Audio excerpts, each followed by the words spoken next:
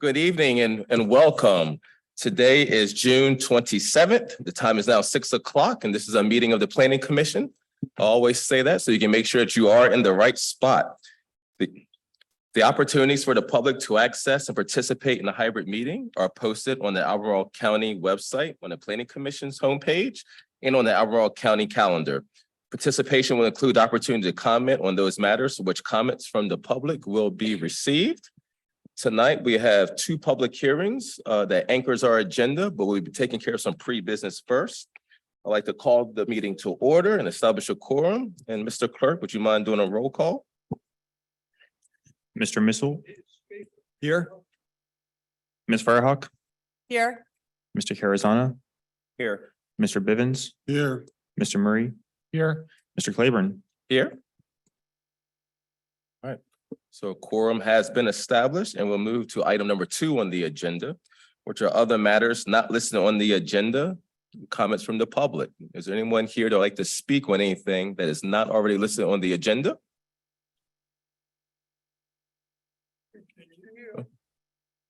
All right, seeing no one come forward, we're going to move on to item number 3, which is the consent agenda. Before you, we have one document there, which is the May 23rd meeting minutes, the regular meeting of the Planning Commission. Does anyone have any corrections or additions or modifications to the document? All right, seeing none, is there a motion to approve the document as presented? So moved. Thank you. Is there a second? Second. All right, any further discussion?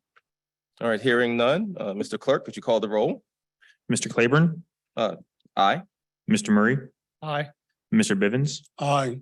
Mr. Carazana, Aye. Ms. Firehawk, Aye. Mr. Missile. Aye.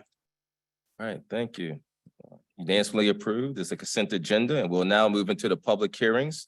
The first of two, which is SP 2023-00002, Community Christian Academy. And with that, I will ask for the staff's report.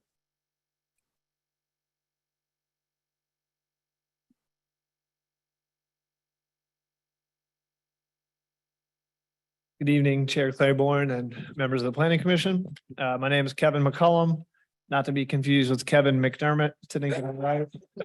But again, my name is Kevin McCollum. I'm a senior planner with the Planning Division of Albemarle County Community Development. Tonight, I'll be giving staff's presentation for special use permit SP 2023-2, Community Christian Academy. So Community Christian Academy is an existing private school that's located within Cross Life Community Church. It's located along Rio Road at the intersection of Rio Road and Old Brook Road. The existing conditions of the site include 2 buildings, a parking lot, and a playground area. It's zoned R2 residential, and it's just over 3 acres. The site's home to Cross Life Community Church and Community Christian Academy, both of which have approved special use permits. When the school received their SP in 2012, they were limited to 85 students, and that's why we're here tonight. The school is proposing to increase the number of students from 85 up to 150. There are no additional changes being requested at this time. On the screen here is the conceptual plan for the private school. The plan shows the entrance along Old Brook Road, the pickup and drop-off loop, the parking area, the school building, and the playground area. On the screen here are staff's findings. Staff found that the positive aspects for this application are institutional uses such as private schools are consistent with the Places 29 master plan. The proposed school is accessed from adequate public roads. VDOT has reviewed the proposed roads and the entrances and has provided no objection, confirming that the existing conditions of the site can support up to 150 students. And lastly, no detrimental impacts are anticipated to adjoining properties. Staff did not find any concerns associated with this application. And with that, I conclude my presentation. Staff is recommending approval with the conditions as recommended in the staff report. Are there any questions? I have motions on the next slide. Thank you. All right, thank you, Mr. McCollum. Any questions? I'll start to my right with Mr. Murray and we'll work our way around the dais. Any questions for staff? No, sir. All right, Commissioner Bivens, you good? Thank you, sir. All right. All right, so there's no questions, and with that, we will open the public hearing. And we'll call for a presentation by the applicant.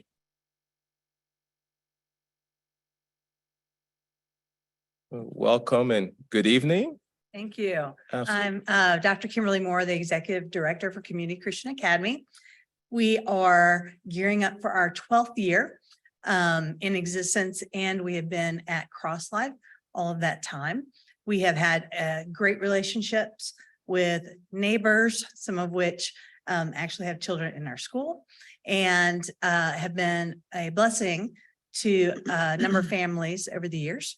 And we have been growing, and we are currently at a place where we moved off our middle school location. Maybe a few of you might remember me from about a year ago when we got another location approved for our middle school, and that allowed us some growth opportunity. The building is large enough to support easily 150 students. We have gotten, we've been working with the Gaines Group for approval of rooms and loads and those kinds of things. And the building is certainly large enough to support what we want to do. And so given that we are almost at capacity for next year, we would like to be able to expand. And given our track record and how well things have gone, we would not anticipate that there would be anything but a pleasant moving forward with the increased numbers. Thank you. I didn't know if you had any images or anything that you want to share, or is that the conclusion? No, nothing else. All right, thank you. Any questions for the applicant? Again, I'll start with my right and work around. Mr. Murray? Missile? Thank you. I just had one question. I'm curious. So the circulation pattern that we saw in the staff report, that sort of counterclockwise drop off and pickup makes total sense. Have you, I'm assuming not, but have you experienced any backups in traffic, and have you done anything to accommodate that? And will you do anything anticipating 150 students? Yeah, that's a great question. We have enough parking and enough time period where drop off happens. It happens over a 35-minute period. And our elementary principal is out there every morning to see if there's any issues. Prior to that, I was there every morning. We have never seen more than 2 or 3 cars in a line at the same time. And so even if we doubled or tripled that, we would not have any kind of issue. So we don't expect that there would be any problems. Great, thank you. Commissioner Carazana? Thank you. You actually answered the question I had. It was about whether the building itself had capacity to 150. You were saying it does. It just seems Yes. like you're almost doubling. So Yes, it's quite large. And so for the numbers that we are seeking, so that will not be an issue at all. So just to follow up on my colleague's question, so in order to go to the 150, and this is for just information person, it's not for this, you will have to go to the state, you have to work with the state in order to get licensed to have that number of students. Is that correct or not correct? No, we do not. You do not? No. So really it's just bodies in the room? It is based on what the regulations are for school capacity per classroom. So it's basically you're following state regs. Yeah, well, I don't know if those are state or county regulations, but yes. Okay, and so on recommendation, on the recommended actions on number 3, where it says all students shall be over the age of 2.5 years old. So I'm clear. That's not, there will be no newborn or shall I say below 2.5 years old. Okay. Correct. At the moment, and has been the case, we have not offered anything below kindergarten. Okay. When we originally got this use permit, we wanted to cover as much of a program as we thought we might at some point have, but we would not have any interest in going into the childcare business. Thank you, Chair. I do have one question. I think you've touched on this. I'm just gonna ask for clarity. Is the concept to move more children into a classroom so the classrooms are bigger, or is there empty space and just utilizing more classrooms? Both. Again, we have regulations as to what can be in each room.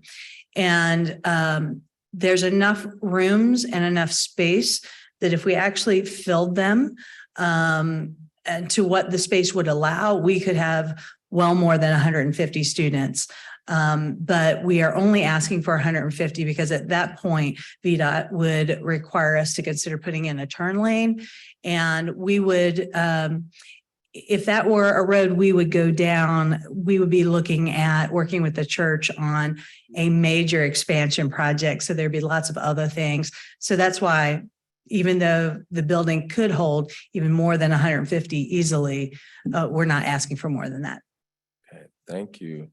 Thank you for the presentation. I'm going to move to the public and see if they have any comments there, and then we will bring you up if you want to respond to anything that you have heard. So Thank you. absolutely. Has there anyone signed up to speak on this matter? All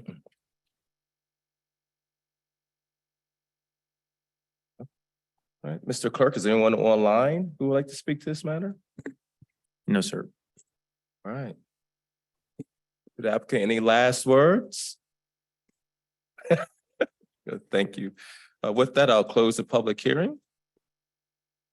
And with that, I will start to my left with Commissioner Bivens, and any comments, thoughts, or reactions, and we can just work our way around in the order of the dais. Thank you. At this point, I have no questions or comments. I recognize the director from when they came before us to look at a project up 29 near, I think it was an old insurance building or something like that, that was being converted into, I think, with their middle school and their high school with. So I understood what she was doing there. And I think this is just a natural follow through from those moves.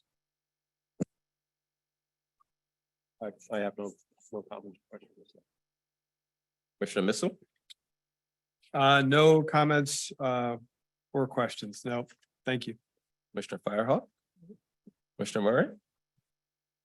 All right.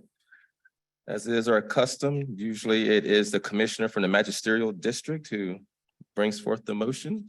Is that Commissioner ready? Oh, gentleman there. Forget I said that. All right, would anybody like to make a motion as presented on the screen here?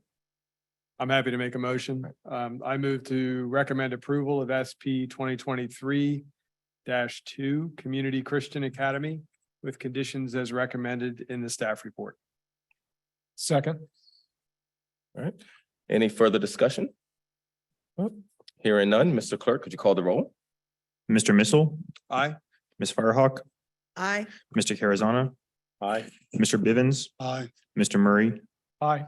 Mr. Claiborne. Aye. All right. With that, best of luck as you move forward to your presentation with the Board of Supervisors.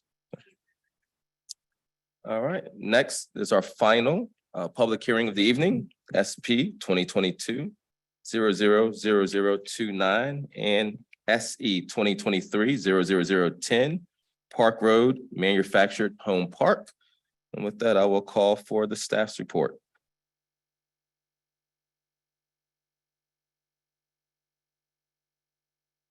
Good evening, Chair Claiborne, members of the Planning Commission.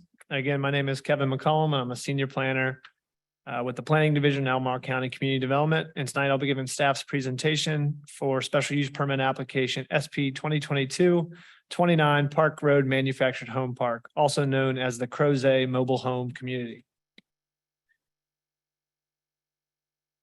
The Crozet Mobile Home Community is a manufactured home park located in Crozet, just off of Park Road, about a quarter of a mile southeast of Crozet Park. The surrounding area is primarily residential with single-family detached homes and single-family attached townhomes. Some of the surrounding communities include West Hall to the east, Brookwood to the south across Park Road, and Glenbrook to the north. Crozet Mobile Home Community is an existing manufactured home park that's been in existence for over 40 years. The property itself is home to 73 existing manufactured homes, and it's nearly 15 acres. The existing zoning of the site's R6 residential. Because the manufactured home park has been there for so long, it actually predates our zoning ordinance and it's considered what we call a non-conforming use. The use is allowed to continue and they're allowed to replace the existing homes when they need repair. But if they are to make any changes to the overall site or add units, they will need additional approvals, including a special use permit, a site plan, and a WPO VSMP plan. And that's why we're here today. The Crozet Mobile Home Community has requested to add an additional 14 units to the site. On the screen here is a snippet of the conceptual plan provided by the applicant. You can see some of those additional units are along Park Road and the others are in the rear of the property near the cul-de-sac of Adele Street. In addition, the proposal includes several special exceptions that are intended to bring the rest of the park into compliance with our current regulations. On the screen here are staff's findings. Staff found that the positive aspects for this application are the proposed use is consistent with the comprehensive plan. The proposed density is consistent with the land use recommendations within the Crozet master plan and the R6 zoning district regulations. And two, the 14 additional manufactured homes positively impacts affordable housing needs in Albemarle County. The proposal provides a needed housing type and a level of affordability to the community. The concerns staff has are recreational amenities have not been provided. The applicant has submitted a special exception request to waive this requirement. And second, there is no existing or proposed sidewalk along Park Road. There's a high priority in the comp plan for a sidewalk along Park Road. So I'm going to jump into the comp plan a little bit more detail. This slide shows the Crozet master plan land use recommendations for the property. As you can see, a majority of the property is designated as middle density residential in orange. A smaller piece is neighborhood density residential in yellow. And green systems is there in the greenish blue color in the rear of the property where there's an existing stream and stream buffer. The proposed density is 5.82 units per acre, and that's consistent with these land use recommendations and the permitted density in the zoning ordinance. The Crozet master plan also emphasizes the importance of a sidewalk along Park Road. The future bicycle and pedestrian network map is on the screen here. I've attempted to zoom in on the right side of the screen so you can see the future sidewalk and pedestrian path along Park Road. Further, the master plan states that this sidewalk connection is the top priority sidewalk in Crozet. While we do have these two concerns, a lack of a sidewalk along Park Road and a lack of recreational amenities, staff is still recommending approval of the special use permit. That's because these details are items we can address at the site planning stage of this project. The zoning ordinance provides staff with the ability to require a sidewalk along Park Road and to require recreational amenities. For the recreational requirement, you'll see staff does not support the waiver of these requirements. We understand the existing park does not have recreational amenities, but we believe that a park with 87 units would be greatly benefited by the inclusion of at least one tot lot or other amenity, possibly in the rear of the property in that open space circled there. So next, I'm going to talk a little bit more about the special exceptions. So why do they need so many waivers and modifications to the manufactured home park regulations? Well, again, that's because the site's non-conforming and the existing homes were put in before these regulations went into effect. So on the conceptual plan on the screen here, the applicant has included some of those hypothetical lot lines for these existing units. And you can begin to see how some of those existing homes don't meet some of those regulations. So some of those standards include setbacks, building separation, screening from adjacent properties, markers identifying each individual lot, having parking spaces on each lot, and recreational amenities. On the screen here is an aerial image that also helps illustrate those existing conditions. Again, some of these homes and lots don't meet lot size minimums, setbacks, building separation, current street design standards such as curbing, lane widths, and sidewalks. And then some of the lots have off-street parking, but a majority park in the street. That said, staff generally supports the included special exceptions for the existing homes. The mobile home community, the homes themselves, and the transportation network has been in existence since before these regulations went into effect. And it would be extremely costly to have to move the homes and may even cause displacement of the existing residents. So my last comment on the special exceptions is that the Planning Commission is not required to make a recommendation on the special exceptions. As you will see in the staff report, there are 23. Staff has provided comments and recommendations on each one, and we're happy to discuss them more in detail if you have comments and questions. But again, the Planning Commission does not need to make a recommendation on all of them or each individual one today. We do, however, want the newly proposed homes to meet as many of those regulations as they can.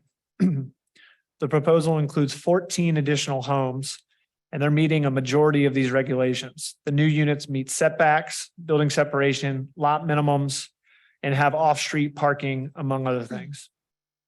Other improvements to the site include a new alleyway to access the new units along Park Road, an expanded cul-de-sac to meet fire rescue requirements and lot width requirements, and a trail access easement leading to the John Street right-of-way. The applicant has also included some exhibits that show how the park can meet certain other site plan level details and requirements. And with that, that concludes my presentation. Staff is recommending approval with the conditions as recommended in the staff report. Are there any questions? Again, I have motions on my following slides. Thank you. Thank you, Mr. McCollum. With that, we'll take questions. I'll start to my right with Commissioner Murray and we'll work our way around the dais. All right. Yes, in an email that we received today, the applicant mentioned the cost of sidewalks and that this was a project that really benefited affordable housing. There was a suggestion in there that the crushed gravel could be considered instead of a traditional sidewalk. Does staff have any thoughts on that and how they felt about crushed gravel versus a sidewalk? As I mentioned in my presentation, the sidewalk is something we can require at the site planning stage. I think we agree that we can continue this discussion on the sidewalk moving forward. I'd defer to Kevin if he has any comments on the crushed material aspect of that. I'll just add, with Kevin McDermott, Acting Planning Director, that crushed gravel sidewalk would not meet our any VDOT standards, and so they would not accept maintenance on something like that. So if that were the case, we would have to find some instrument of maintenance, and it would not be allowed to be placed within the VDOT right of way. So there would be a lot of details we'd have to work through. Typically, it's not something that we would recommend as a public access sidewalk because of maintenance concerns that could result in safety issues. Thanks. And so another question I have is about street tree plantings. You know, that's something else they seem to want an exception from. I know we have requirements for caliper and height for street trees, correct? Based upon my horticultural experience, you don't really gain anything by planting a larger tree. A small tree will catch up to a larger tree planted at the same time. I don't know if that's something that there could be give on in terms of like the caliper and height of the trees planted, but I do think it is important for trees to be planted.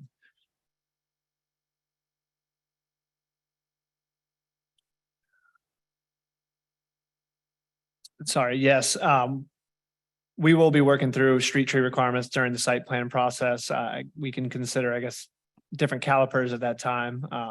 But yes, if we're requiring a sidewalk or want to require a sidewalk, we'll also like to require street trees that would meet the design standards or the design that's recommended in the comprehensive plan that for the streetscape along Park Road.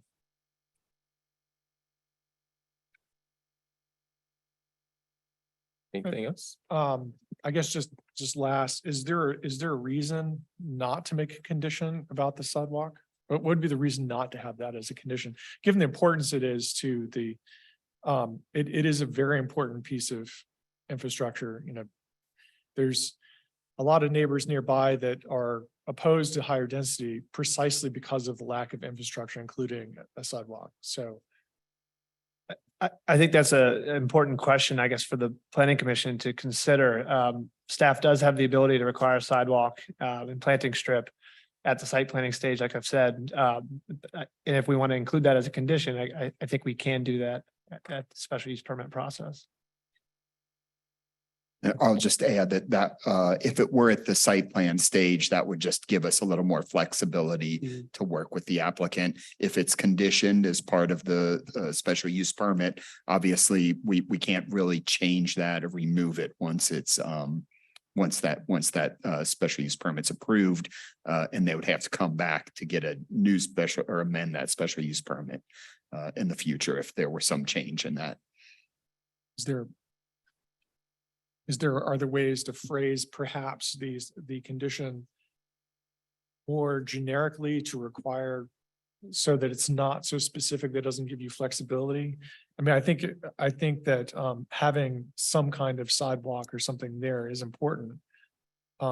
As to the design specs and so forth, I'm not particularly caught up on that myself.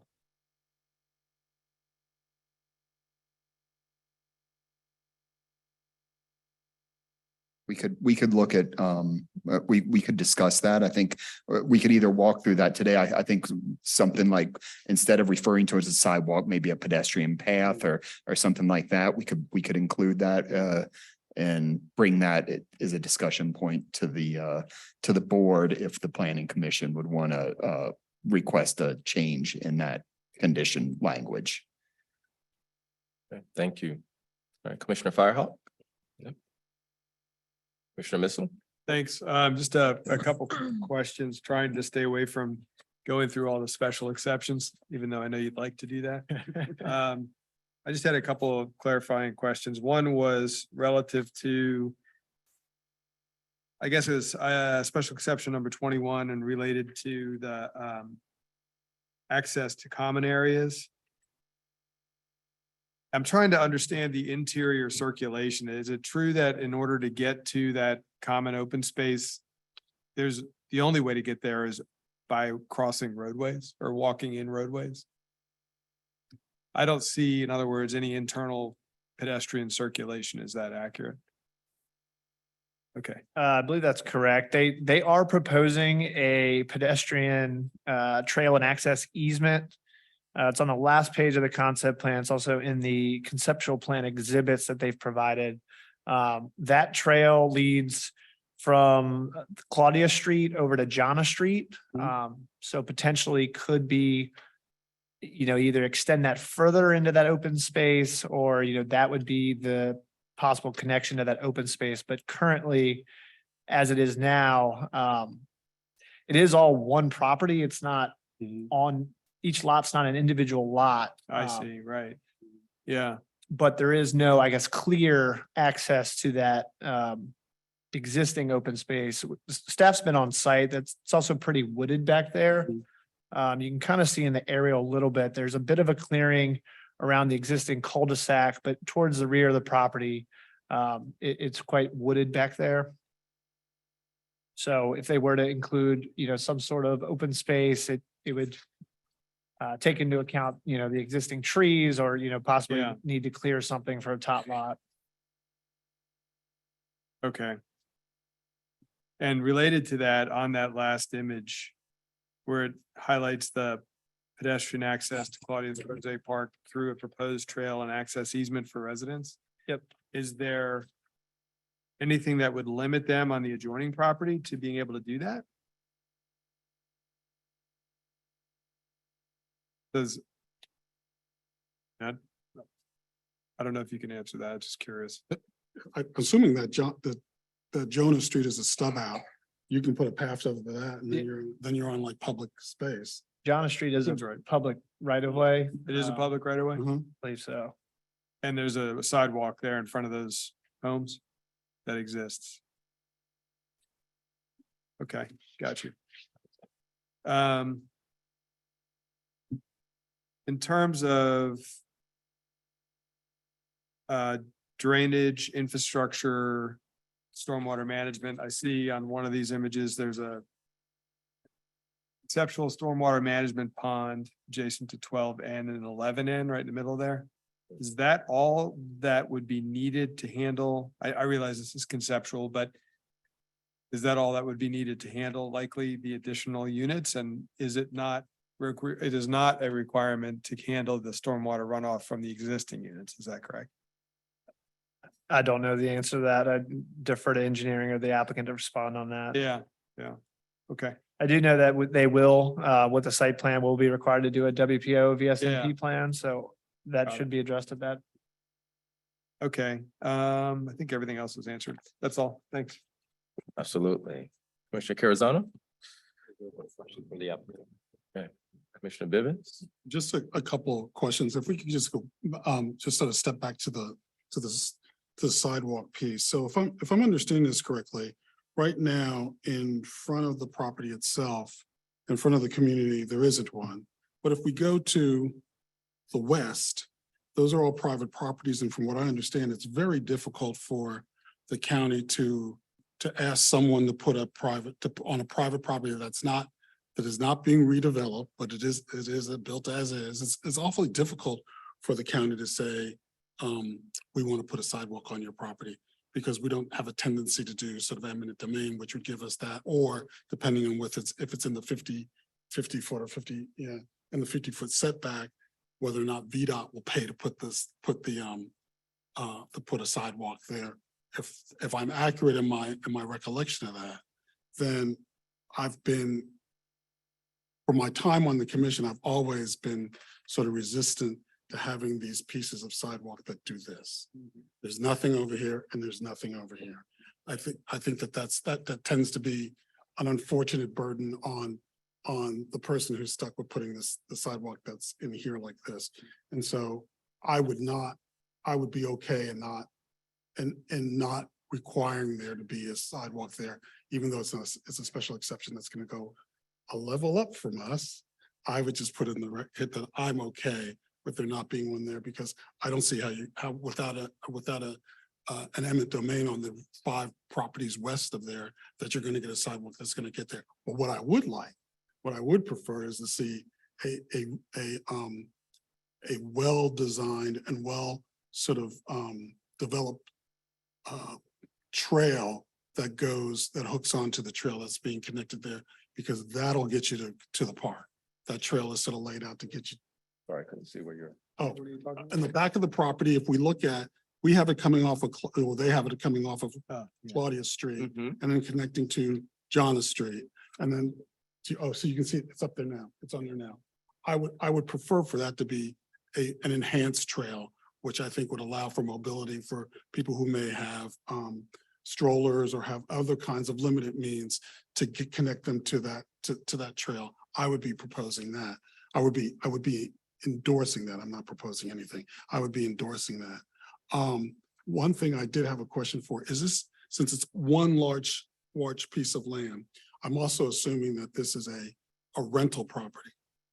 So we're not going to get into having to shape pieces of property for deeds and things like that. That's correct. Okay. They're not planning on subdividing, at least to my knowledge. For turning it into condos or things like that. And if I did understand, there's an exception in the, or there's a requirement in the exceptions that if a home does get redone or gets moved, that it has to be set to the proper setback and all that. So upon renewal of a space, it has to meet. Yeah, that was what we were considering as a condition to some of those special exceptions, those non-conforming structures. We want to, if they get replaced, to try to meet as Trying to many, meet, okay. many regulations as they can. I would support that too. So I'm in essence, I'm liking what I'm seeing here. And so I'll just. All right. Well, thank you again, Mr. McCollum. With that, I'll open up the public hearing. And I'll call for the applicant if they have a presentation to make.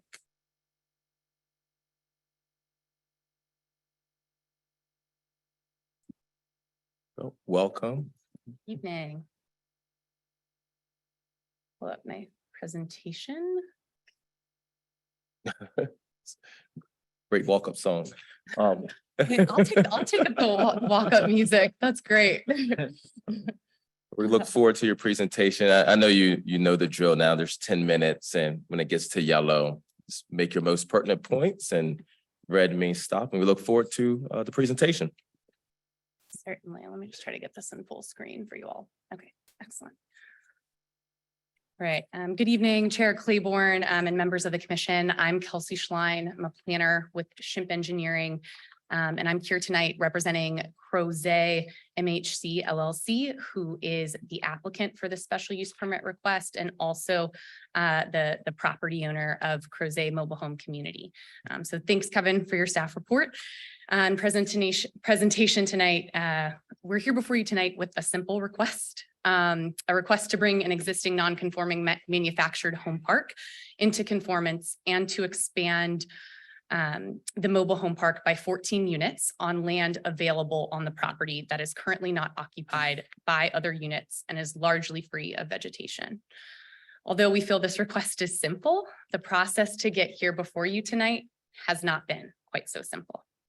We had 2 pre-application meetings, 3 rounds of revisions for the special use permit application.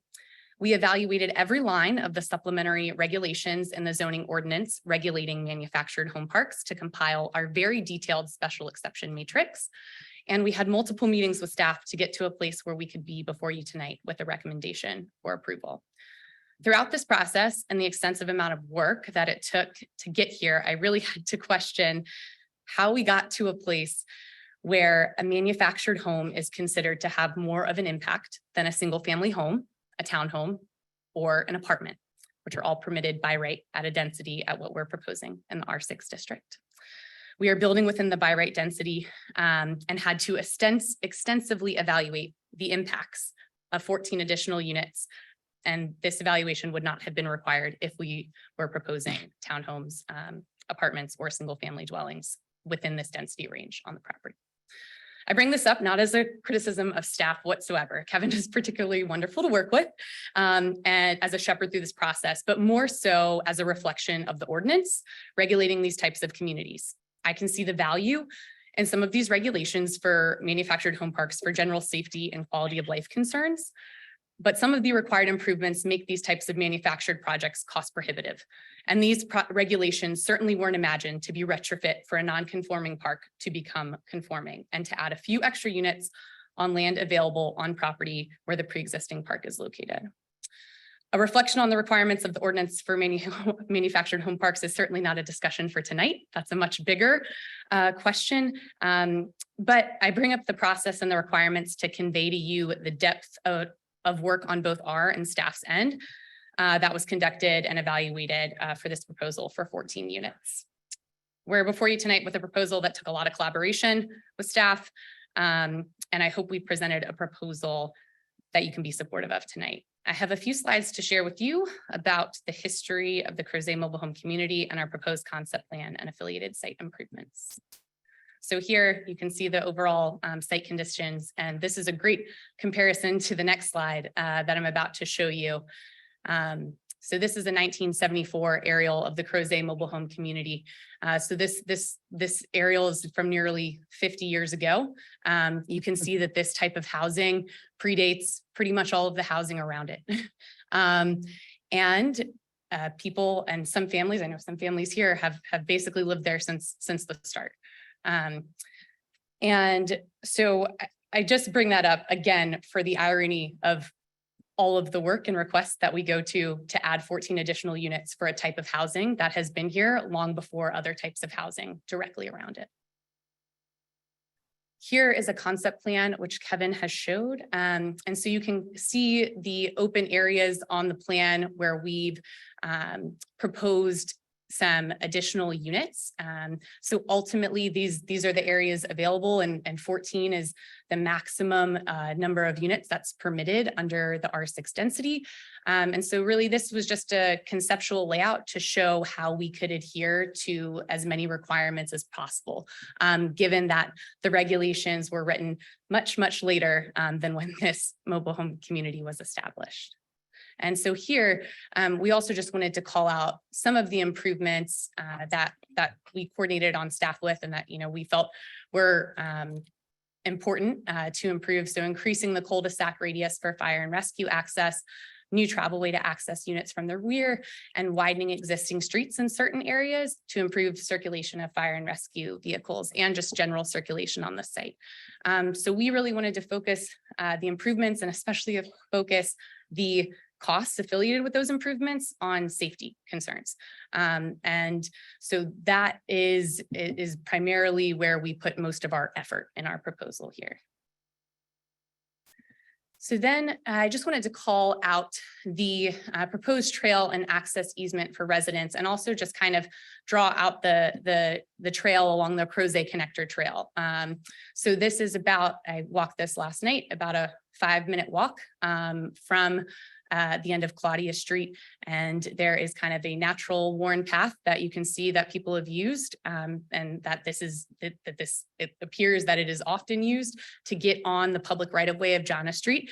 And then there's a paved path right here that brings you directly down to the Crozet Connector Trail, and then through the woods here to the dog park, and then about a 7-minute walk to Crozet Park proper once you get past the dog park there. And so we completely understand the importance of the sidewalk connection along the front of the property, and we understand how much attention was given to that in the master plan. We do feel that's a bit onerous for 14 units, 14 manufactured units to carry the cost of that. And we also feel that this is something that we can work out at site plan with staff. The section of code that requires pedestrian connections says pedestrian walkways or sidewalks. And so, we feel there's a little flexibility there to what we can work out. And we fully, to Kevin McDermott's point, we fully anticipated if we build something that is not to VDOT standard, it cannot be accepted for maintenance. And that would be something that would be on us to maintain. But I think when we kind of thought about this more holistically, and the type of improvements that the county would like to make here, if we did provide a sidewalk, which I mean, honestly, it's just cost prohibitive, so we probably wouldn't go down that route at all. But I think that in the future, if the county were to comprehensively redevelop that 1,800 linear feet of sidewalk proposed along Park Road between Brookdale and the park, I imagine it would be a curb and gutter section with a landscape strip and a sidewalk, especially with some of the grade challenges that exist on some of the properties as you move further towards Crozet Park. There's a few steeper banks, and if we were to go shoulder and ditch section, that would, we'd be really encroaching into some of those people's yards. So anyway, even if there were to be a sidewalk proposed, I feel like it might not perhaps tie into future comprehensive proposals for that 1,800 linear feet. And of course, I'll welcome any feedback on that.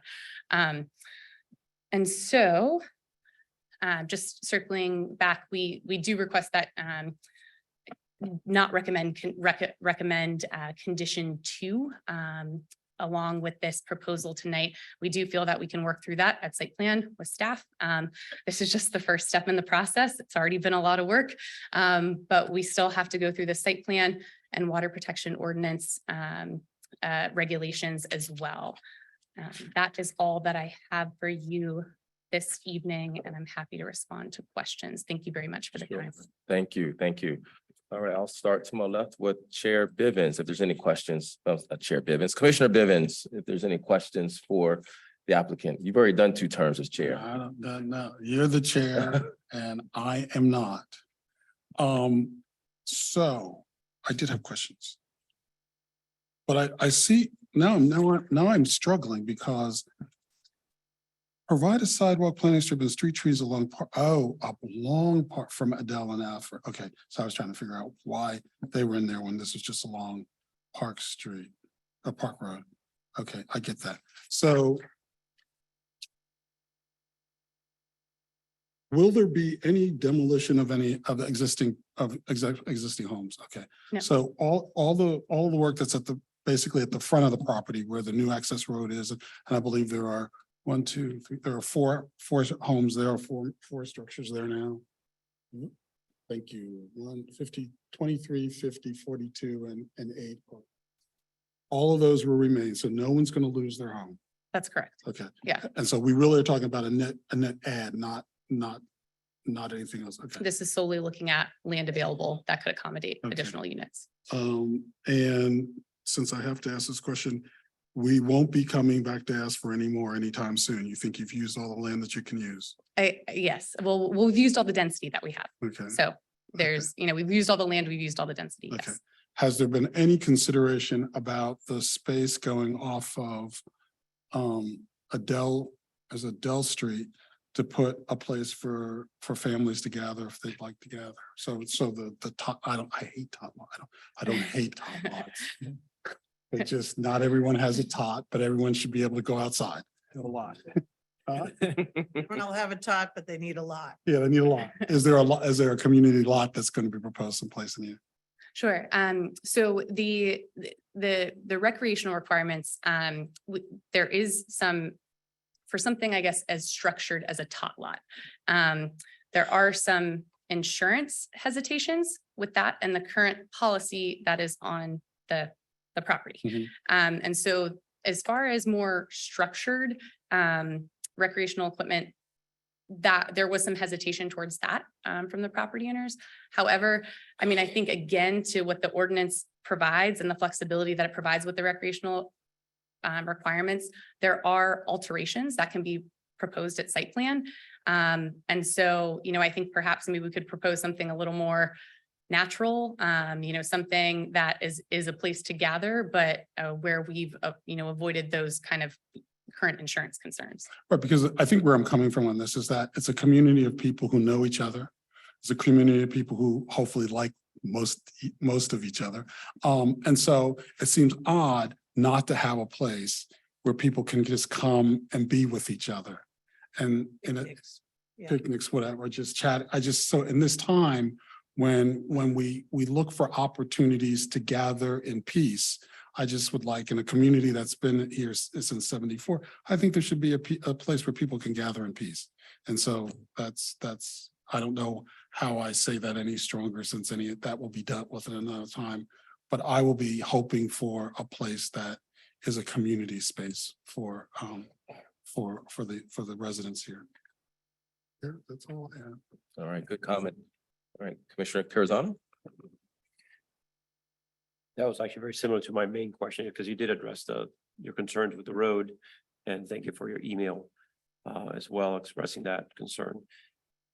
But I didn't hear anything about the amenities and why that was not being provided. And as my colleague just mentioned, I think there are some opportunities. I get the liability question with certain more formal amenities for sports or other activities like that, but picnic tables, a gazebo in the woods, there's a number of things there is. I can't really tell how the topography is there. I don't think it's very steep. There may be some, but I don't. So it's certainly an opportunity to maybe clear a little bit of that and provide some amenities for that community. So I highly encourage that. I would also voice that I know this neighborhood. I've been there. My kids played and grew up playing baseball in Peachtree there in Crozet Park. And yes, unfortunately, people do walk up and down that street all the time, but there is no sidewalks as you go beyond the new developed neighborhoods that are to the east. So I don't see the benefit of just this one, whatever it is, how many linear feet of sidewalk they would put there, and then you're back on the street. So concur with that sentiment as well for my colleagues. So that was my comment. I would hope that there is some opportunities to look at amenities that perhaps are not sports. I get you're right by the park and you do have access to the park, Mhm. which I do think there should be a correction from the staff report where it says there is no access to the park, but there actually is an access to the park through the trail system. So there is a walking path. All right, Commissioner Missile. Great, thank you. Thanks for the great presentation. It was really helpful. Appreciate the preamble too and understand. My question's really about stormwater. Mhm. Could you talk a little bit about how that's handled? Do you have to accommodate the path development in any way? Is there sufficient room? Is there any opportunity for that to be some sort of an amenity? Right, yeah, there's certainly always, an opportunity to incorporate stormwater into some type of, amenity or something that's a little, more attractive. I Yeah. think on these conceptual plans, it gets a little, generic. We just show a blob and say BMP and just to basically demonstrate that there are, lands available and that we can figure it out. So we will be looking just at the post-development condition. So the pre-development condition is what you see on the ground today. Got it. And so we'll be looking at the post-development condition, but I think with, something like this, especially with the, travel way behind those units, it's, we can be incorporating some type of like vegetated swales, things like that. And so I sorry for the, lack of specificity on the concept plan, but largely just to demonstrate that, we feel we can figure it out. But we certainly haven't gotten to that point yet. Okay, yeah, no, I understand. I think, if there are ways to think about the water protection ordinance buffer too, and if, there could be ways to engage that for common area or common amenity or open space. My last question is kind of along the same lines. I'm just curious, water and sewer generally, infrastructure, getting it to the homes and easements, is it all going to be in the street? Is it public? So all the infrastructure on site is currently private. So it's master metered for the entirety of the site. And so it's not before you tonight, but concurrent with all of these requests we have is a request to establish basically and expand central water and sewer. And so it is all private currently, and the proposed new connections will be private as well. from that Continue to be? meter. Mhm. Yeah, okay. Got it. Thank you. That's all. Commissioner Firehawk. Our vice chairman took all my questions. I'm satisfied. Thank Commissioner you for Murray. passing it down. So the pedestrian connection was mentioned, by which one could access Crozet Park currently. Could you characterize the trail that's there now? Is it, in terms of, I'm saying this is not exactly an ADA compliant trail by any means, right? The current trail, when you're at the end of John Street, is very much, a natural path that you see just from wear and tear of people walking in that area. So that is the state. Once you are at the end of John Street, you can see kind of through the landscape area that there is just a natural path that people have been walking on. So correct, it's very much nature trail standard at the moment. And, we've proposed an improvement to that. But it is at present, it is not an ADA compliant. But I would also note that the connector trail isn't ADA and maybe it is for the surface isn't, perhaps some of the grade in the area is, but. But yeah, and parts of that are pretty steep too, like from the connector trail as well, right? Yes, well, yeah, I mean, the part between the two homes is this is a pretty nice asphalt path here. If you were to cut down in the right of way over here, there's also kind of like a natural nature path where people have been, cutting down from the right of way to get down here as well.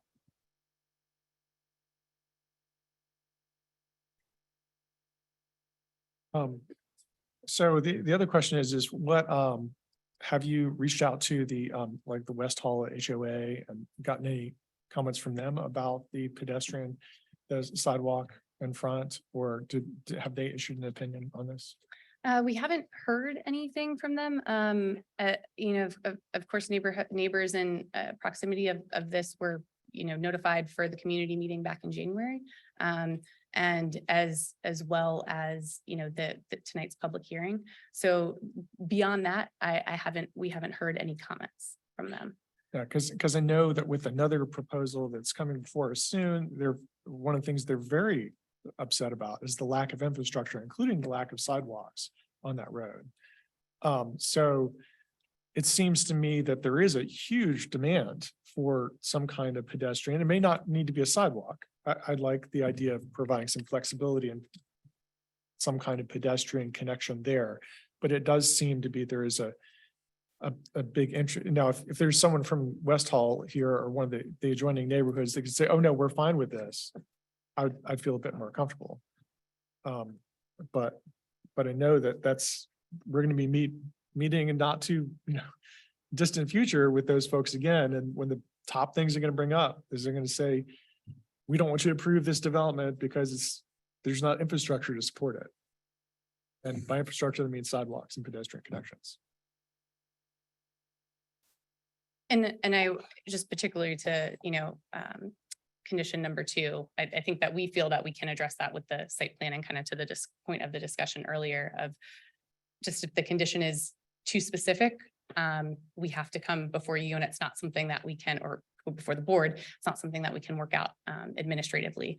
I think just also to the comment of, of density and everything, I would kind of just take it back to the irony of that we can build this density if this were townhomes and, we wouldn't be having this conversation. And so I really feel that this is not an increase of impact.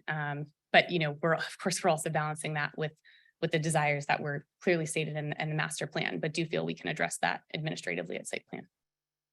Thanks. Thank you. All right, thank you. I will move to public comment on it, and then you'll have an opportunity to come back and address what you hear. Thank you. All right. I have 3 individuals that have signed up to speak tonight. I'll call you in the order that you have signed up. Each speaker will have 3 minutes. The light will be green at the start of your speech. And then when it moves to yellow, it's asked that you wrap up with your most important points, and red means stop, and we'll move on to the next person. So with that, we have Allison Wood and Jason Woods. Allison Wood and Jason Woods.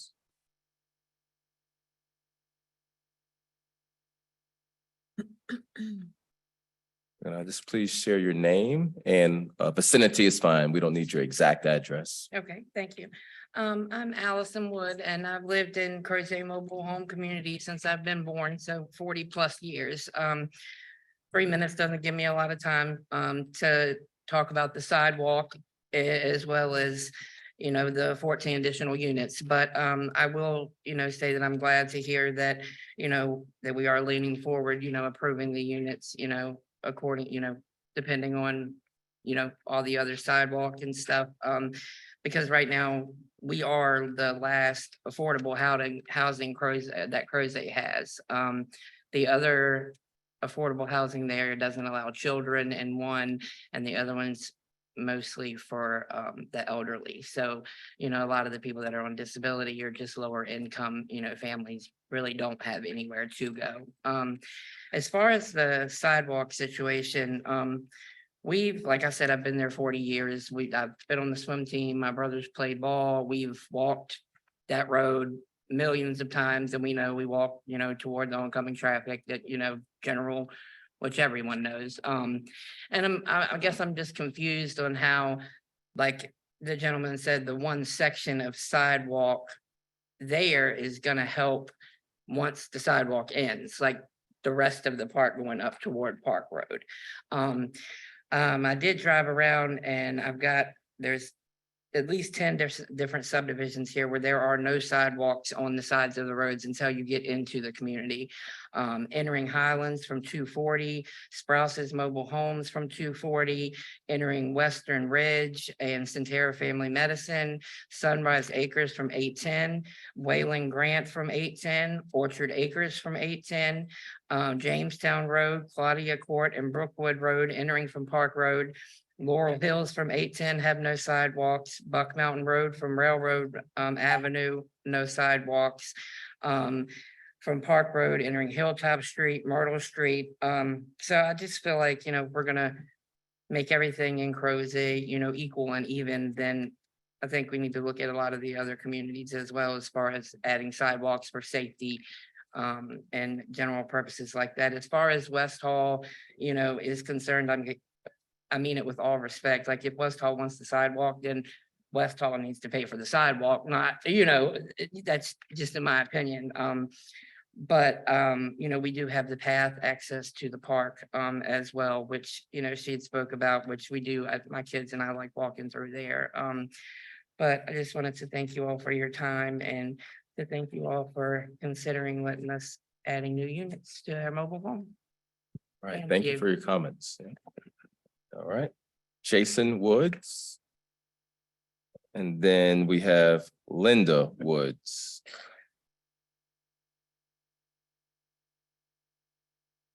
Hello all.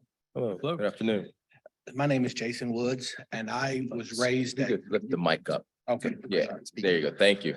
Hello, my name is Jason Woods and I was raised at Route 3 Box S-4, Crozet, Virginia 22932, long before most of these subdivisions were here. And then my first year in college, we got the route address 5475 Alfred Street, which my mother and father have been living for way before 74. The first trailer was put in that one field between 5N and 4N. If you look up at the things in 1962, but the Baber family would put there until they could get their home established somewhere else. The last, those line on Alfred Street, on the right side of Alfred Street, number 12, 13, 14, 15, 16, and 17. My father pushed those with a bulldozer himself. And that was my mother and them moved into 1965. So we're talking about 10 more, 11 more years before this. And this is a close-knit family. Sure, we have problems with each other, but everybody tries to take care of everybody else's kids. The reason why we never really had a play area, we have the Crozet Park right beside us. That's the, we played there, but most of the time, all the playing area was there. What you were saying about the sidewalk is true. There's a new house built right up the road past the trailer court. I don't have the right map, but it's a brand new one that a lot was split, but there's no sidewalk put there. Why is the trailer court being punished almost to the point? I mean, the people that own it now are going to ask them for a sidewalk. Like you said, you're going into inner domain. Most of the kids go right through there to play. They have the dirt trail. That trail right there, the Claudia Street was there before the West Hall. That trail went right down to where Jonah Street is and go down to what they used to be Shiflett's land. And that was a lake that they let locals fish and hunt there. So my biggest concern is that I'm glad you're supporting this, but my largest concern is the sidewalk, which we do need, but that's not on the trailer courts company's dime. And my other concern is where they have the new road going. I live in number 8 and number 9 and 10. 9 or 10 is where my niece lives, and 10 is a man named Armando Aloya. There's only 19 feet there. Me and my wife measured that today. Me and my daughter. That's 19 feet from the shed to the gentleman's back side step. There's not enough room. They have access to between the room 11. They have a natural road there that was there for the house that was previous. If you would put the road there and take away 6N, you could put the area where they want the little picnic area. You could take away 6N there and put it there. But the way this is, number 8, it's only, if you push no, they will be hitting in the side of my house. That's my only concern on Alfred Street there. But overall, thank you for your time. And I know that's going to be in the commission's part. Thank you so much for your comments. Thank you. Is Linda Woods available? Linda Woods. Oh, sorry, couldn't. I think the TV is blocking you, or the screen, sorry.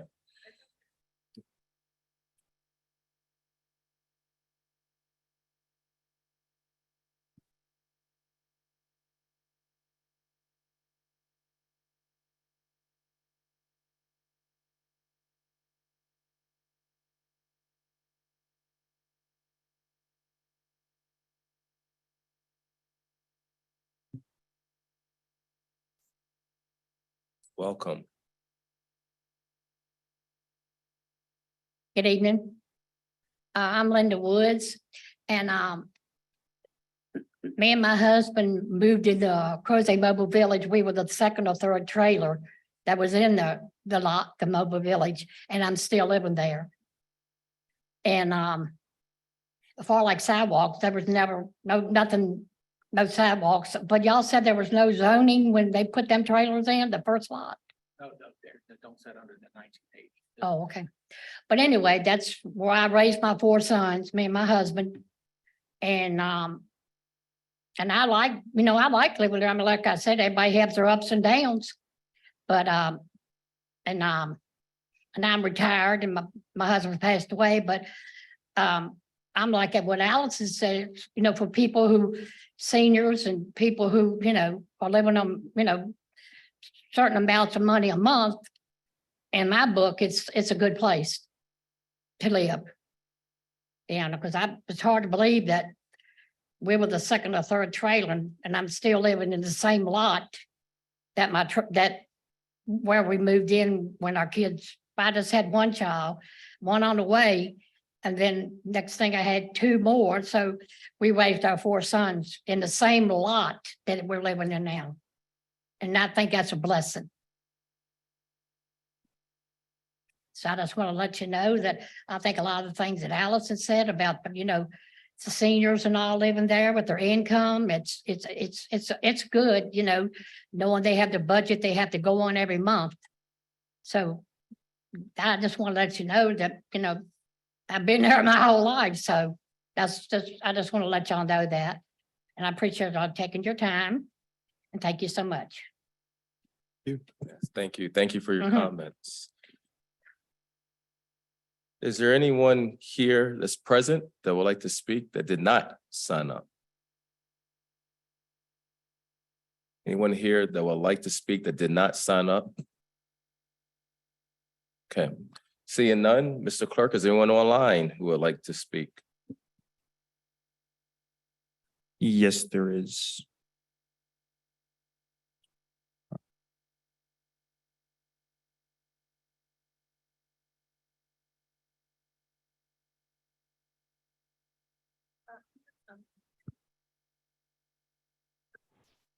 In just a second, I'll get you. Good evening, and good evening. Yes, we can hear you. Thank you. Thank you.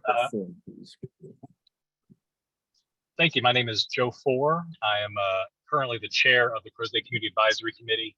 I'm not here to convey any official word of the committee, but we did hear from the applicant and have a community meeting in this back in January.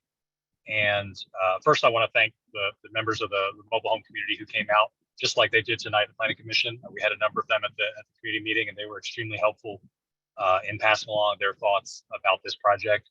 Overall, the committee was extremely positive about this project. As was mentioned before, this is a critical project in terms of housing affordability and housing choice in Crozet, which is a major theme of the Crozet Master Plan. So when we talk about having, housing choice and affordability, this is exactly the kind of project that I think a lot of people think about, and this is really where some of that work gets done. At the same time, as Commissioner Murray recognized, there were some concerns about the lack of pedestrian improvements. As Commissioner Bivens and others have mentioned, this, of course, does not solve the entire problem of the lack of pedestrian improvements along Park Road. But I appreciate the applicant's flexibility. Perhaps we can work out something, whether it's, I'll just say, there was mention before of a crushed gravel path.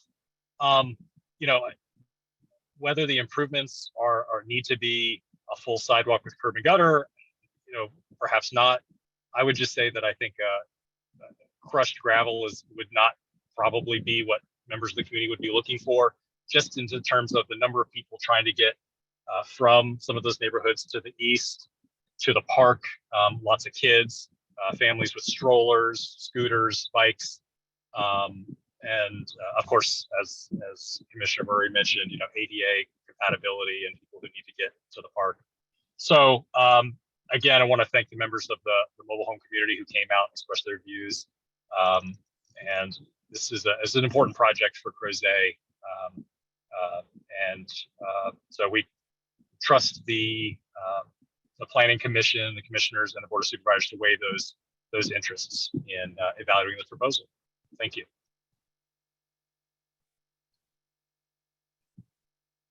All right, thank you. Mr. Clerk, is anyone else online? Yes, one more. Okay.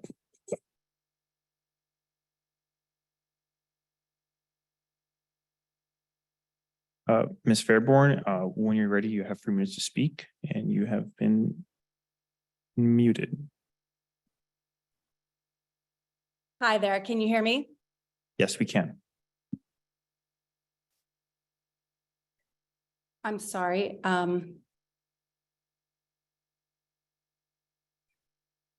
Are you able to hear me? Yes, we can hear you. Thank you.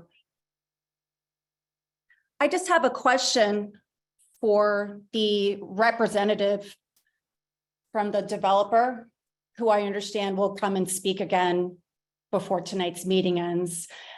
If she could please clarify whether or not the current residents of the Crozet mobile home community will be responsible for covering the costs of adding in sidewalks and or a pedestrian path along Park Road.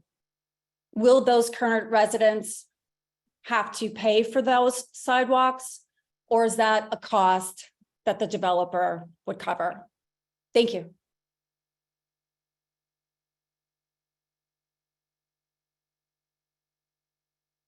All right, Mr. Clerk, there's no one else, is that correct? No one else, sir. Okay, I'll make one more stop to the public. Is there anyone here that would like to speak that has not already? Yep.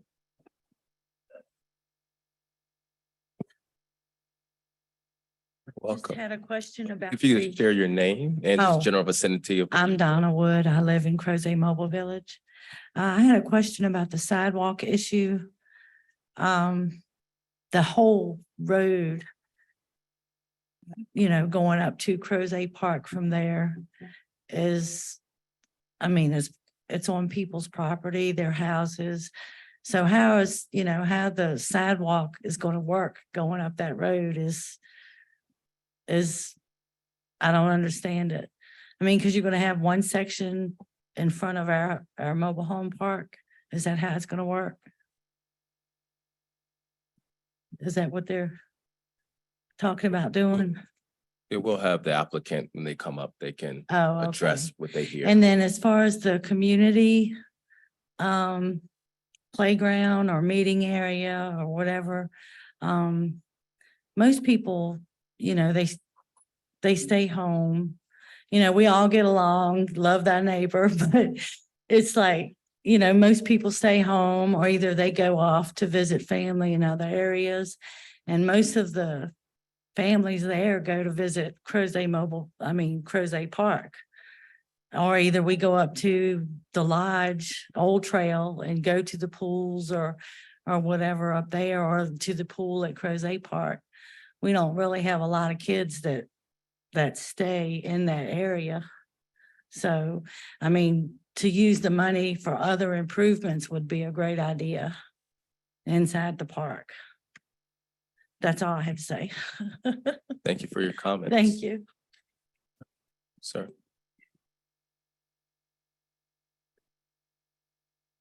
Hi, my name is Min Soo Kim, and I appreciate you allowing me to get up here and speak. I am in one of the new neighborhoods, and I do frequent the park a lot. And I have 3 young boys, and we travel down the road all the time. And to me, what I see is increased traffic with increased neighborhoods and densities and development. I'm not against increasing that density, but what I am against is not having a safe means for kids from those new developments. If the park and amenities are over off of Park Road, not having that ability to safely get to the park. Thank you. All right, thank you. All right, with that, I'll call for the applicant if they would like to make any final remarks. There'll be 5 minutes if you'd like to address anything that you've heard. When you're ready, the floor is yours. Sure. Thank you for the opportunity to respond. I'll just start out, I guess, quickly with just the comment about the access between the new units and the existing units along the front that Mr. Woods made. So yes, we will definitely be looking at that much closer at site plan, and we thankfully those units are all in proximity of fire access from existing roads, and so we do have a lot of flexibility in design for how those units will be able to be accessed by their personal vehicles. So we do have fire access around, and we do not need that new travel way to meet fire access requirements. So there's flexibility there, and we will, certainly work through that if we get to the site plan stage with this project. I think, to the comment about, safe access to the park. These residents do have safe access to the park currently through, and it would be improved by the proposed, internal trail that we're proposing to lead up to Jonna Street. Once you get on through the park, that the trail kind of connecting as we, propose from Claudia to the sidewalk here, and then down through this paved path, which isn't, I don't think, it might be shown on this aerial, but anyway, that is a particularly for residents here, that's a very nice and in my opinion, a safe walk for them to access the park. As far as the cost of sidewalk improvements, I think the Crozet master plan estimated, I shared with you this information with you earlier today, but the Crozet master plan estimates the 1,800 linear feet of sidewalk between $3 and $8 million. The frontage of Crozet Park, the Crozet mobile home community is approximately 600 feet. And so that is 1/3 of that total length. And so 1/3 of the total cost would be $1 million to $2.4 million to provide improvements consistent with what the master plan calls for. 14 mobile home units cannot pay for that. That is not viable. And so I think to the question of if it falls on the residents, if we have to make improvements to that level, we're not going to add units. The project won't move forward. It doesn't make sense. So that's, I think, my response to that notion. And I think are all of the responses that I have for you. So thank you. But you did indicate you would be open to the idea of some other kind of pedestrian connection that you would take responsibility to maintain that would be short of a VDOT standard sidewalk. Sure. Yes. And I think that is something that we can work out to what level that is and what level is affordable and feasible at the site plan stage. Thank you. Thank you. Commissioner Firehawk, any questions? Missile? No, sir. Commissioner Carazana? All right, Commissioner Bivens?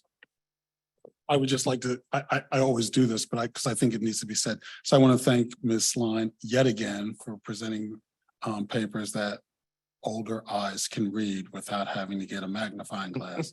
And I appreciate you doing that.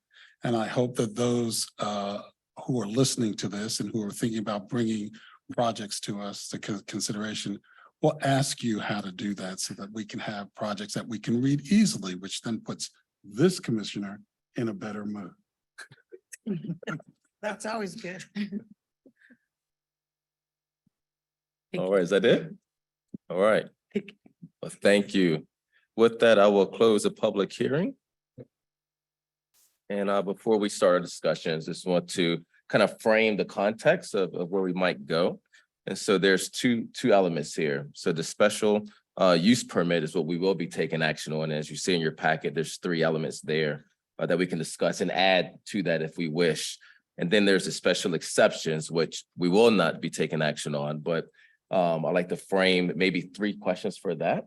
I don't want to get too far ahead of ourselves, so maybe we can take it one step at a time.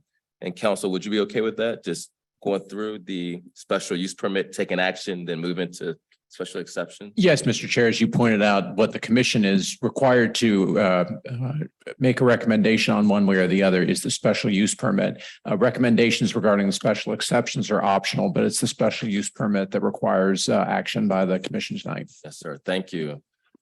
So with that, let's start with the special use permit. And I'll work my way around the horn. I'll start with Commissioner Bivens. Anything you would like to add or put forth for discussion? Thank you, Chair. As I've mentioned earlier, I guess people can understand from my comments that I'm in support. I support the project. And the one thing I would like to do is provide staff and the owner of the property an opportunity to figure out what's the best way to create mobility along the frontage of that. Because I still contend that, well, let me put something. So there are times when the county will engage in a sidewalk project. That has happened. And so perhaps this can be one of those locations for that bit that the county does engage in a conversation with some funding, which which Kevin knows about, that somewhere in the future that there might be a project that would put sidewalks there. There is a serious situation there in that the property lines that are so close to the street are going to make it an expensive proposition on a piece of roadway that's not very wide. So figuring out how to get the property to the west of the community I think is going to be a difficult thing to do. And so I would like to give them I'd like staff and the owner of the person who's moving forward with this to have the ability to do this. The other thing that I would like to say is that our supervisors and this community has talked a lot about affordable housing and workforce housing, trying to keep people here to create an economically diverse community.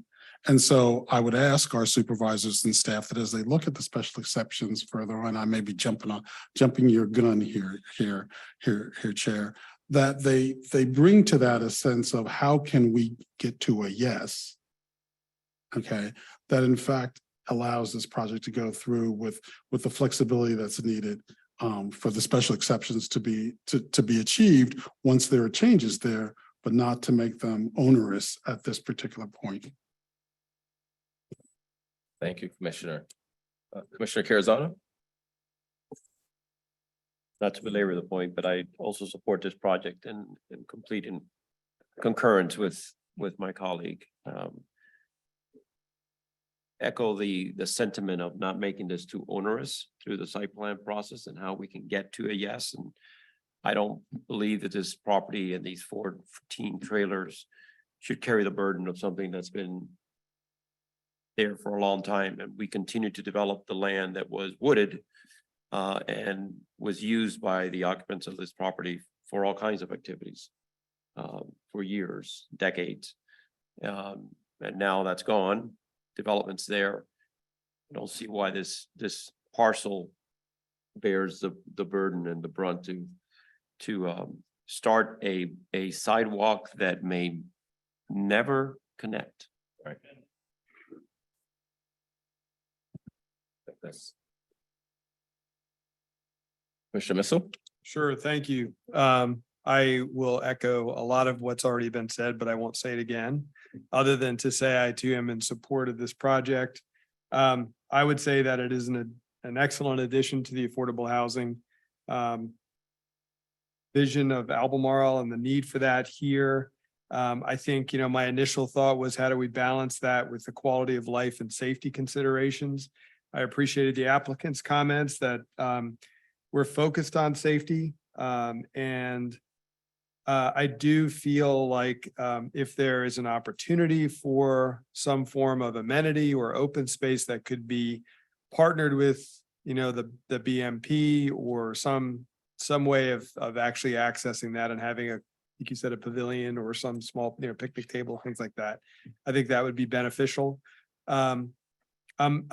I guess I have a little bit of concern with the way the recommended actions are written that I just wanted to make sure would not tie down the applicant. And maybe this is something to think about in the form of a motion when that happens, but it does talk about location of roads, alleys, and cul-de-sacs being necessarily being in general accord with the conceptual plan. And as the applicant said, and as we heard from the public, there are some concerns with proximity of that road to some of the existing trailer homes. So I would just I would just want to make sure that there's enough flexibility in that statement to allow for that conceptual plan to be tweaked as needed and as discussed. I understand the concern about the sidewalks dead ending, completely understand that. I'm heartened by the fact that there's a 50-foot setback from the existing public street that gives potentially a future space for connection when those two ends would potentially be developed. The only thing I'm wrestling with is if there is a way to have some form of lower cost, temporary, if you call it that, access across that frontage along Park Road. Gravel, inexpensive, but something that is off the street, we at least get the benefit of that for a short distance. And it's a safe haven. It's for an area for folks to be off the street. So it's managing again that, focus on safety, affordability, acknowledging that it's a dead end, but somehow maybe getting a little bit of a win in a way that does allow for that frontage to at least have a buffer between the cars on Park Road as a benefit. But I understand the concern and could support it either way. And that's it. Thanks. Very well, very well. Commissioner Firehawk? Sure, thanks. So I pretty much agree with everything the other commissioners have already stated. But I just to remind everyone for the record, thinking I'm telling the commissioners anything they don't know. But this is not, I'll start with this project is not. This project is not an application to put in expensive homes or townhouses. The owner is not proposing to sell the property to develop it at a higher density and therefore realizing the substantial profit. So we're not really doing an upzoning per se. We really are allowing to fit in some additional affordable units in a small space. And we really are seeing in this county and in Virginia and across the South, loss of mobile home parks because the property is becoming so valuable that people are selling them and developing them into expensive housing and displacing the residents. So here we have an opportunity to add more affordable housing. And I don't think it's, I don't want to use the word fair, but I don't think it's appropriate to have the owner bear the cost of a VDOT standard sidewalk to serve this property because they're not realizing a tremendous financial benefit by us allowing 14 additional units. So I don't think it's appropriate for us to expect that. Having said that, I do think that we could do something like a more primitive path. You mentioned gravel. There's some material called Crusher Run, which Ms. Schlein is well familiar with, that you do compact it, the soil, you put in the material, and it does need to be replaced every couple of years. So there would be some maintenance to upkeep it, but it is ADA accessible. It does meet that standard. You can put strollers, bicycles, and whatnot across it. And I also wanted to note trees. That was the other thing. Those are not an expensive item by any stretch. They will also provide somewhat of a buffer between the new trailers that are being added along the road and the roadway itself. And also, when you plant trees, people tend to drive more slowly. Turns out that when our brain sees lots of objects, we drive slower. So they do have a traffic calming effect as well. So I would support a primitive path of some sort as a temporary measure until such time as the county can perhaps obtain a grant, a transportation grant to put sidewalk all the way along. But this is not the project that should bear the burden of an expensive sidewalk. It's been there, it's pre-existing, and they're not adding expensive housing that would pay for that. So that's kind of where I'm coming down. Very good. I think we're hearing a lot of consensus here. Commissioner Murray. Yeah, I think I would echo just about all of what Karen just said. I think that it is important for us to strongly support a pedestrian connection there of some sort. I don't think it needs to be a paved VDOT standard sidewalk. I think that would be counterintuitive. It is important to note that in the CCAC meeting, that another concern that was expressed was that the applicant could at any time convert these to apartments. And if that happens, it would be by right. We wouldn't necessarily get a sidewalk. So I think it is important for us to do something here. I think it's important, given the concerns that I've heard, that we have a strong commitment to having a pedestrian connection there. I think too, you mentioned the trees. I would just reaffirm what I said with staff. I mean, even if you go to the Department of Forestry and you get a sapling that's this big, I guarantee you it will catch up to a tree that is 5 feet tall that you plant right next to it. It just does. It doesn't seem like it would, but it does. Scientific fact. Yeah. We're hearing a significant amount of consensus, and Commissioner Missile, you wanted to add one more thing? Yeah, I just have one bounce back, just to clarify too, the comments that I made, I would not see would be a condition of the special use permit, but would be something that would be worked out at the site plan level. And that was to the comment, I think, one of the Kevins made at the beginning of the process. You're just a lump of Kevin's over there. One of the two. So I think what we're hearing is there's certainly general support. I'm certainly supportive of the project. In general, there is support. We've had some conversation around connecting folks from Adele Street to Alfred Street, perhaps not the VDOT sidewalk, but some kind of path there. Some flexibility is the key, particularly in the site planning phase. Then it's consensus that we're hearing. Commissioner, I'll pass it to you if you feel prepared to make a motion, or if there's anything else you want us to discuss. Well, I mean, I guess that what was just raised is whether the pedestrian connection should be a condition of this. And I actually do think it should be a condition of this. I don't think it should be, and if there's a way to phrase it that gives staff the flexibility they desire. And Designed to be determined. designed to be determined, whatever language staff was comfortable with. But I do think that it's important to, given the level of concern that I've heard in that community about the importance of a pedestrian connection right there, that we have something firm on paper. All right, so I don't think you're gonna see much opposition to that. I think the key is we want to provide flexibility. And so I think equipped with that, do you feel prepared to make a motion? May I ask a Oh, sure, question quick? yes. There was also the note that whether we wanted to say, because condition B, location of roads, alleys and cul-de-sacs be in general accord with the conceptual plan, but we're not sure if the roads exactly, they might need to be shifted around. So I don't know if we want to even say that. I'll turn it over to council. I think he can weigh in on the definition Okay. of general accord. So, yes, so, and Commissioner Firehawk, I'd point your attention, if you have up the suggested condition. Oh, I see the suggested conditions are on the screen. The paragraph or the short paragraph at the end of condition 1, that minor modifications to the plan that do not conflict, that may be made to ensure compliance with the zoning ordinance. I think that takes care of Take care of that. the because- concern that's been raised about minor modifications. Okay. If I might also, while I've got the microphone, it sounds as though we're heading towards recommending a motion to approve, perhaps with certain modifications to condition 2 especially. So my suggestion would be, if there's an inclination to make a motion to approve, that it be a motion to approve, and that the commissioner then specify what modifications to condition 2, if any, the commission might want.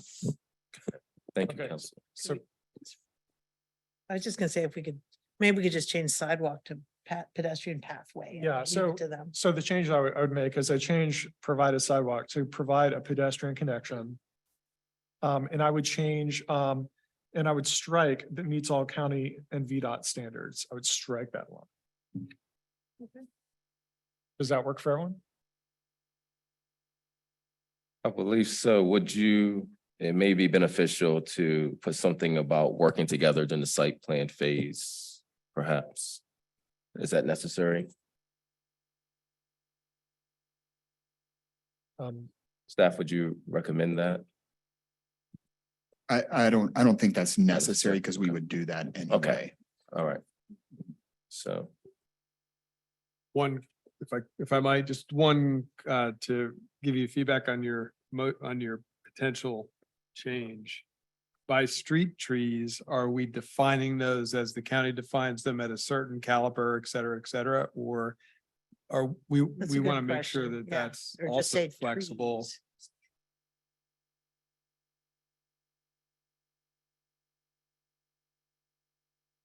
there's a tension there that if we're not going to say sidewalks, which would then would infer that there would be a planning strip. in the street. Mhm. But I think if we're saying a pedestrian, what did you suggest, Commissioner?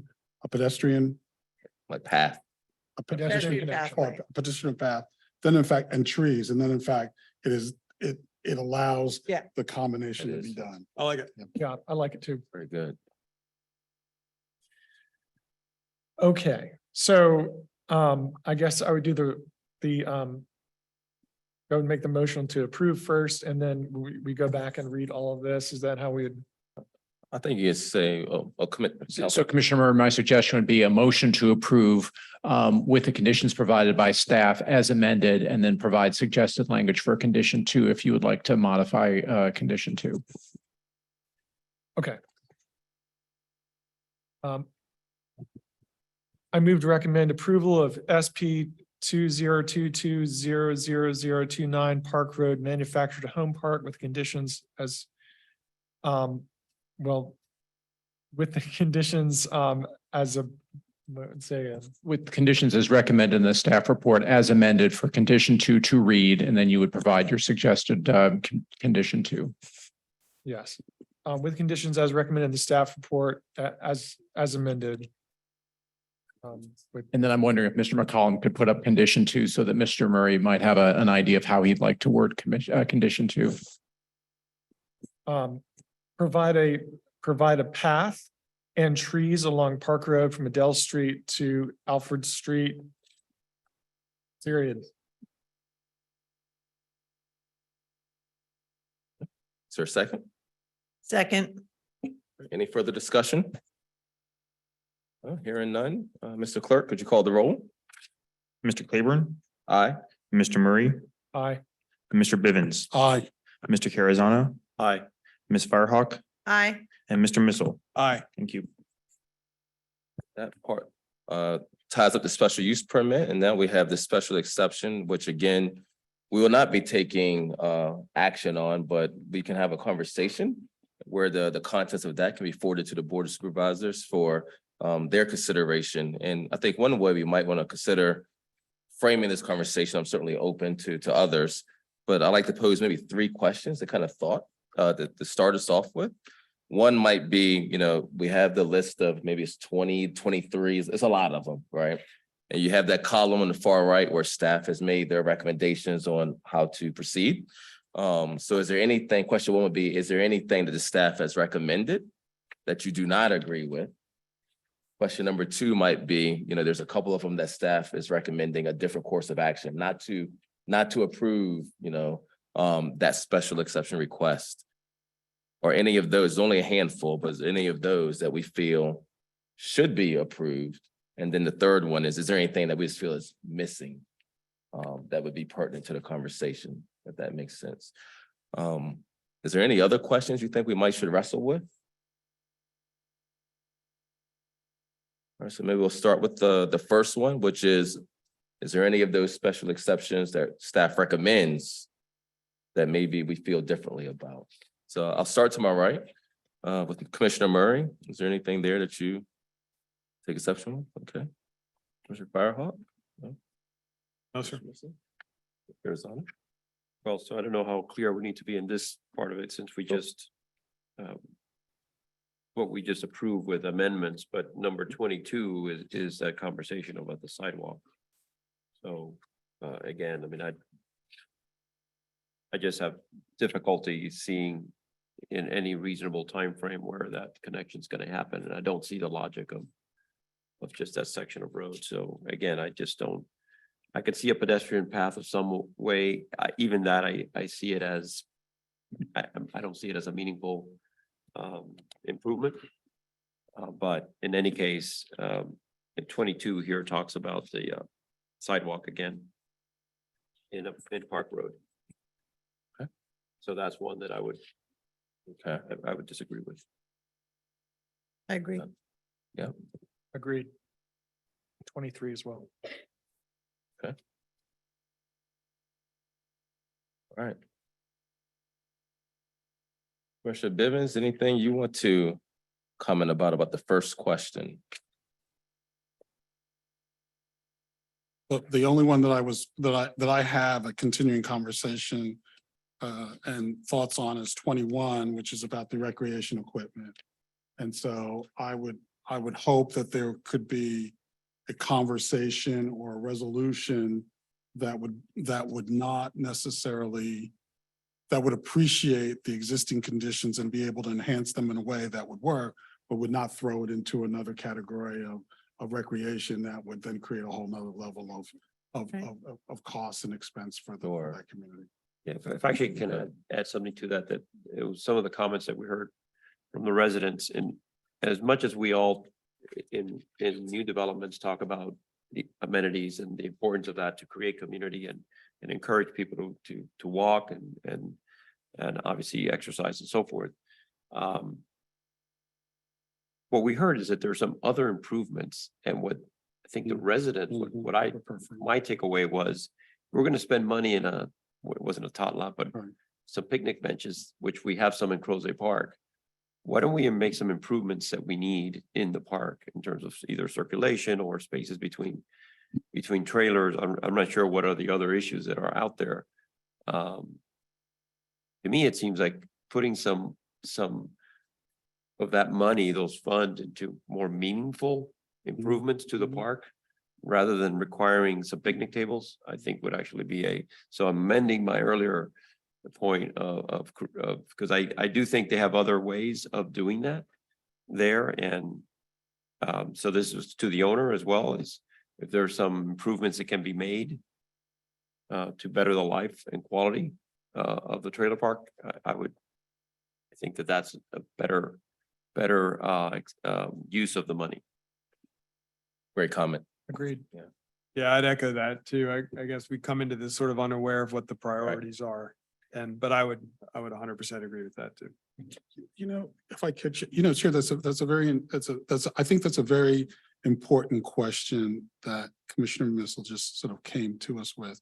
So I remember all of the energy around Southwood and having sort of community developers or community planners. I forget what the right term is. And it would seem that as Commissioner Carazano and Commissioner Missile are speaking, then in fact, what we might be encouraging is for the owner to have, if we haven't heard it, but perhaps when it goes to the supervisors, to be able to have had a moment where the presenter can speak about how the community has been engaged in this enhancement, which would then come to the kinds of conversations I have here, so that there be an intentionality about a conversation that doesn't take 500 years. And remember, but as we are often subject to observations outside of a project, it would be nice to have, for our supervisors, to have observations from within the project. Yeah, I think that's powerful, because I think before I heard the public speak, I had one perception, and then after I heard the public comment, it definitely shifted. If I may, though, the only thing Sure. I'd add is, we did hear that there weren't a lot of tots in the current development, but we're going to be adding new trailers, and some tots may arrive. So I do think that still something along the lines of a few picnic tables, maybe a couple barbecue pits, does not trip the insurance concerns of actual playground equipment. But, if you're just having a little kid's birthday party or something, and you don't want to walk all the way to the park, to have a cookout or something. So it could be something really simple. A couple of picnic benches and a couple of grills, the kind that you see in community parks, that's not expensive. I don't disagree with that at all. And to me, it sounds like that would be really nice to have. In the order of priorities, they may feel that if you're going to spend, even if it's only $400 or $500 doing that, perhaps you can spend that to do some other improvements that are needed more than we're not aware of. So that's the only thing I heard, that it just didn't seem that was a high priority for the residents. I would agree, and I'm just careful about the terminology that we use. It's only not expensive if it's not your money, in a sense, right? Right. So I just want to be sensitive to that piece also. But I think what we're hearing is it's a community conversation. I think it's what we're hearing. So, all right. Where I was in the order. Where was that? Push your fire up? I already done. No, okay. Anything else? I'm good. All right. Mr. Chair, the commission is not required to take action on special exceptions, but if there is a consensus, the commission is also not precluded from putting it in the form of a motion or a recommendation to the Board of Supervisors. So for example, if the commission generally concurs with the staff recommendations, there could be a motion from the commission that the commission concurs with staff's recommendation with the exceptions of numbers 22 and 23, which it sounds as though the commission would recommend approving unconditionally. I think that sounds reasonable. So Commissioner Murray, would you like to make that motion? Yes, can be brought forward. Yep, I think it's 21 and 22. pretty good. So essentially anything that doesn't conflict with what we voted on for the special use permit. So 23 is the street trees, I believe. sure. 21 is recreation, 22 is the sidewalk, and 23 is the street trees. My understanding was that the comments were that the commission was unconditionally recommending 22 and 23, which was pedestrian access and street trees.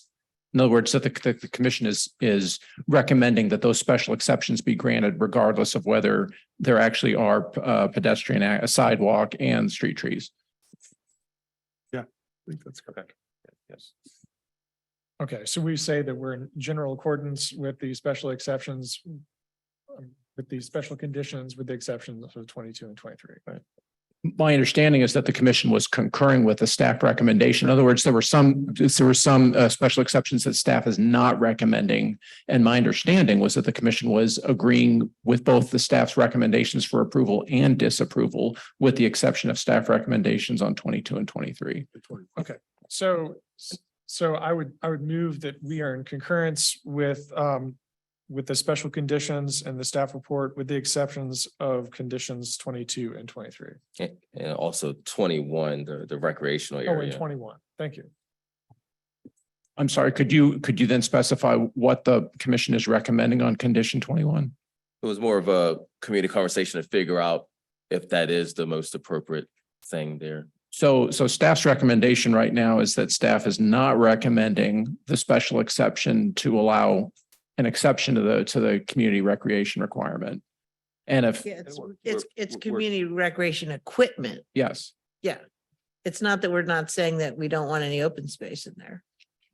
right. But my point is that if you agree with staff that the community be held to recreation equipment requirements, then then the commission in fact is concurring with staff and the recommendation on number 21. So I mean, a simpler way, may have a simpler way to do this, which is we've already voted on the conditions that we're applying to this, that we would like to be applied to this already.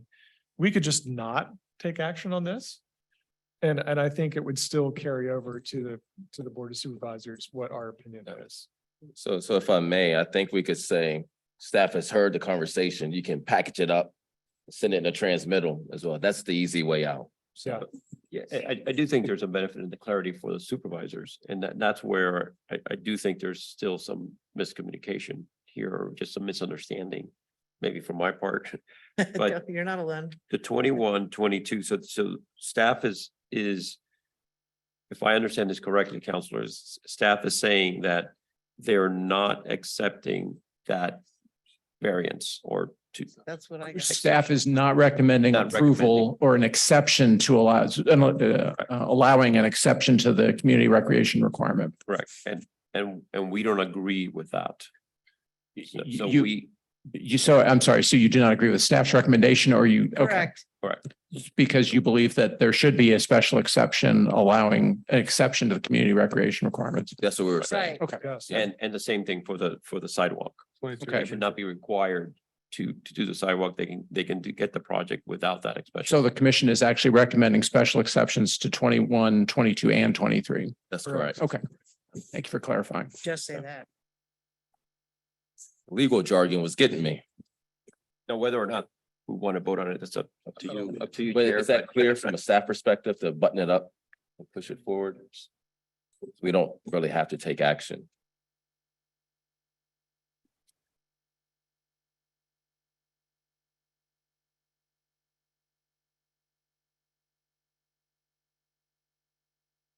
Do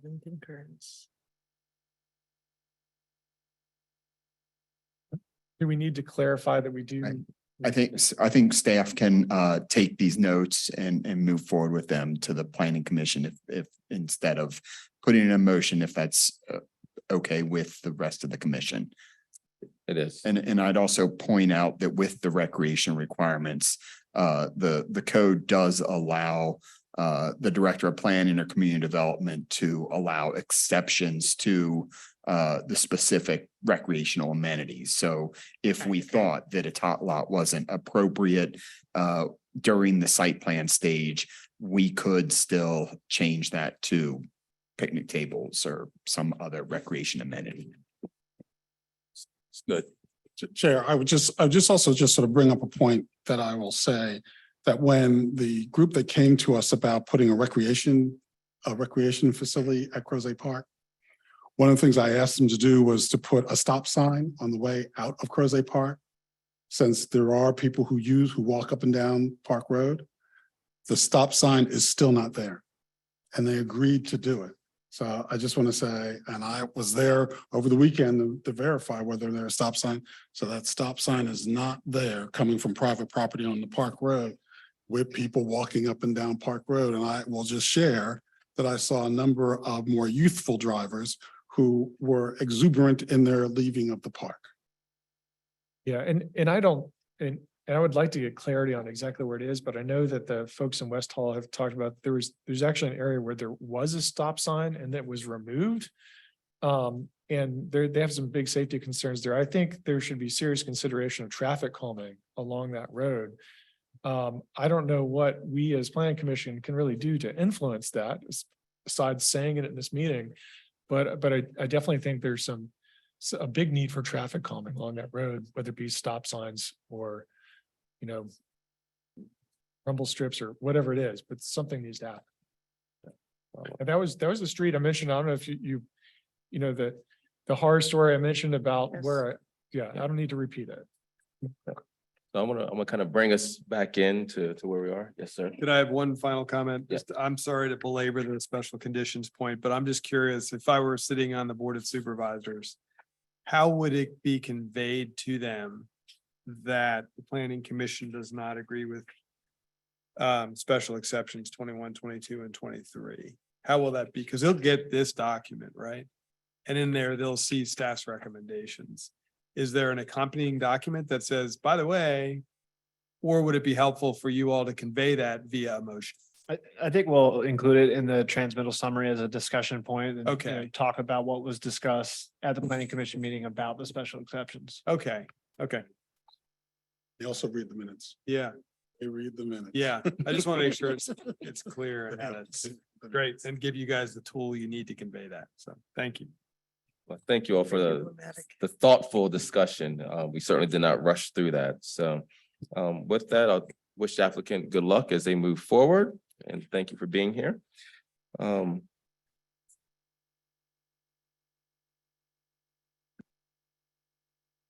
Yeah, and for the audience that is here, that this will be presented to the Board of Supervisors at a date. If it has not already been determined, it will be determined soon. We'll move on to committee reports. So we'll ask if there's any commissioners that have an update. I'll start to my left with Commissioner Bivens. I do not chair. All right, Commissioner Carazana, Did not. Commissioner Missile, No, sir. Commissioner Firehawk. Went to the Community Advisory Committee for Fifth and Avon. We had a presentation about pedestrian improvements to be made along the road on Avon Street. And there was no perfect solution. It was just because in order to make pedestrian connection work, there's a number of spots where we have to cross a on or off ramp. So it's not a usual situation. There was probably some better alternatives in terms of, there were two different proposals and one had more of those such crossing.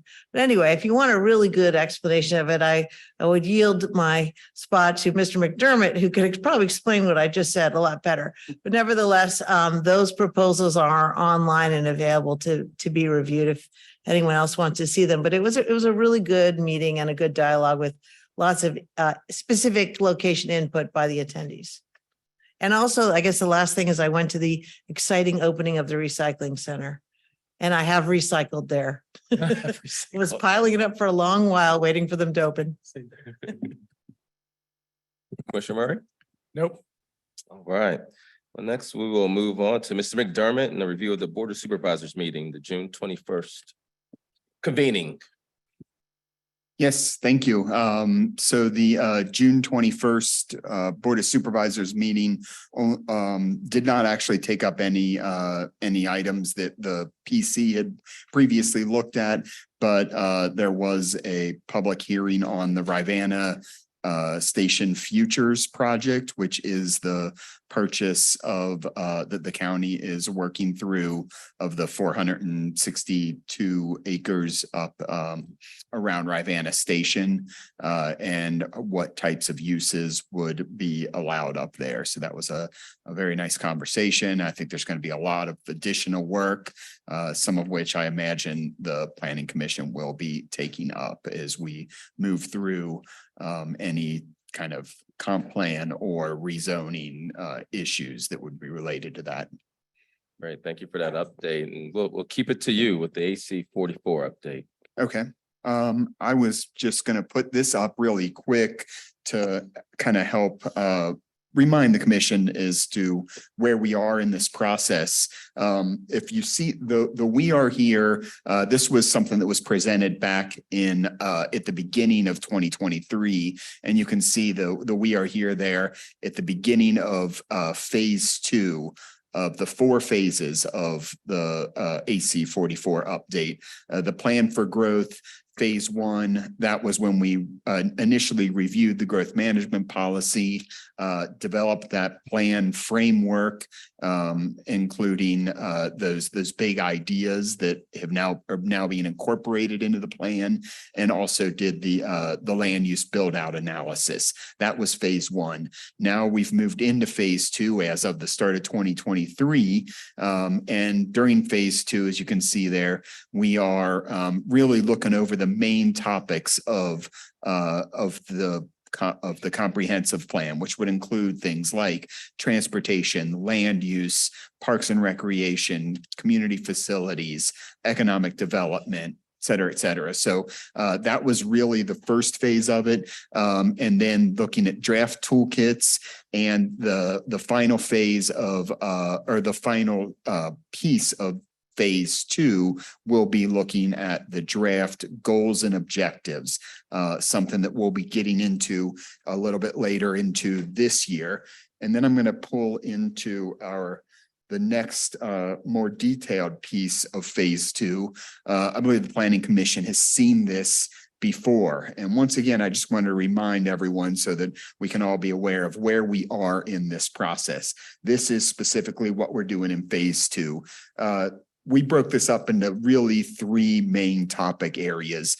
The first being those topic area reports that we have reviewed. We had public feedback on related to all those major topics that we're covering in the plan: land use, transportation, economic development. Those major reports are all online. You're welcome to read them. We got a lot of public feedback on those.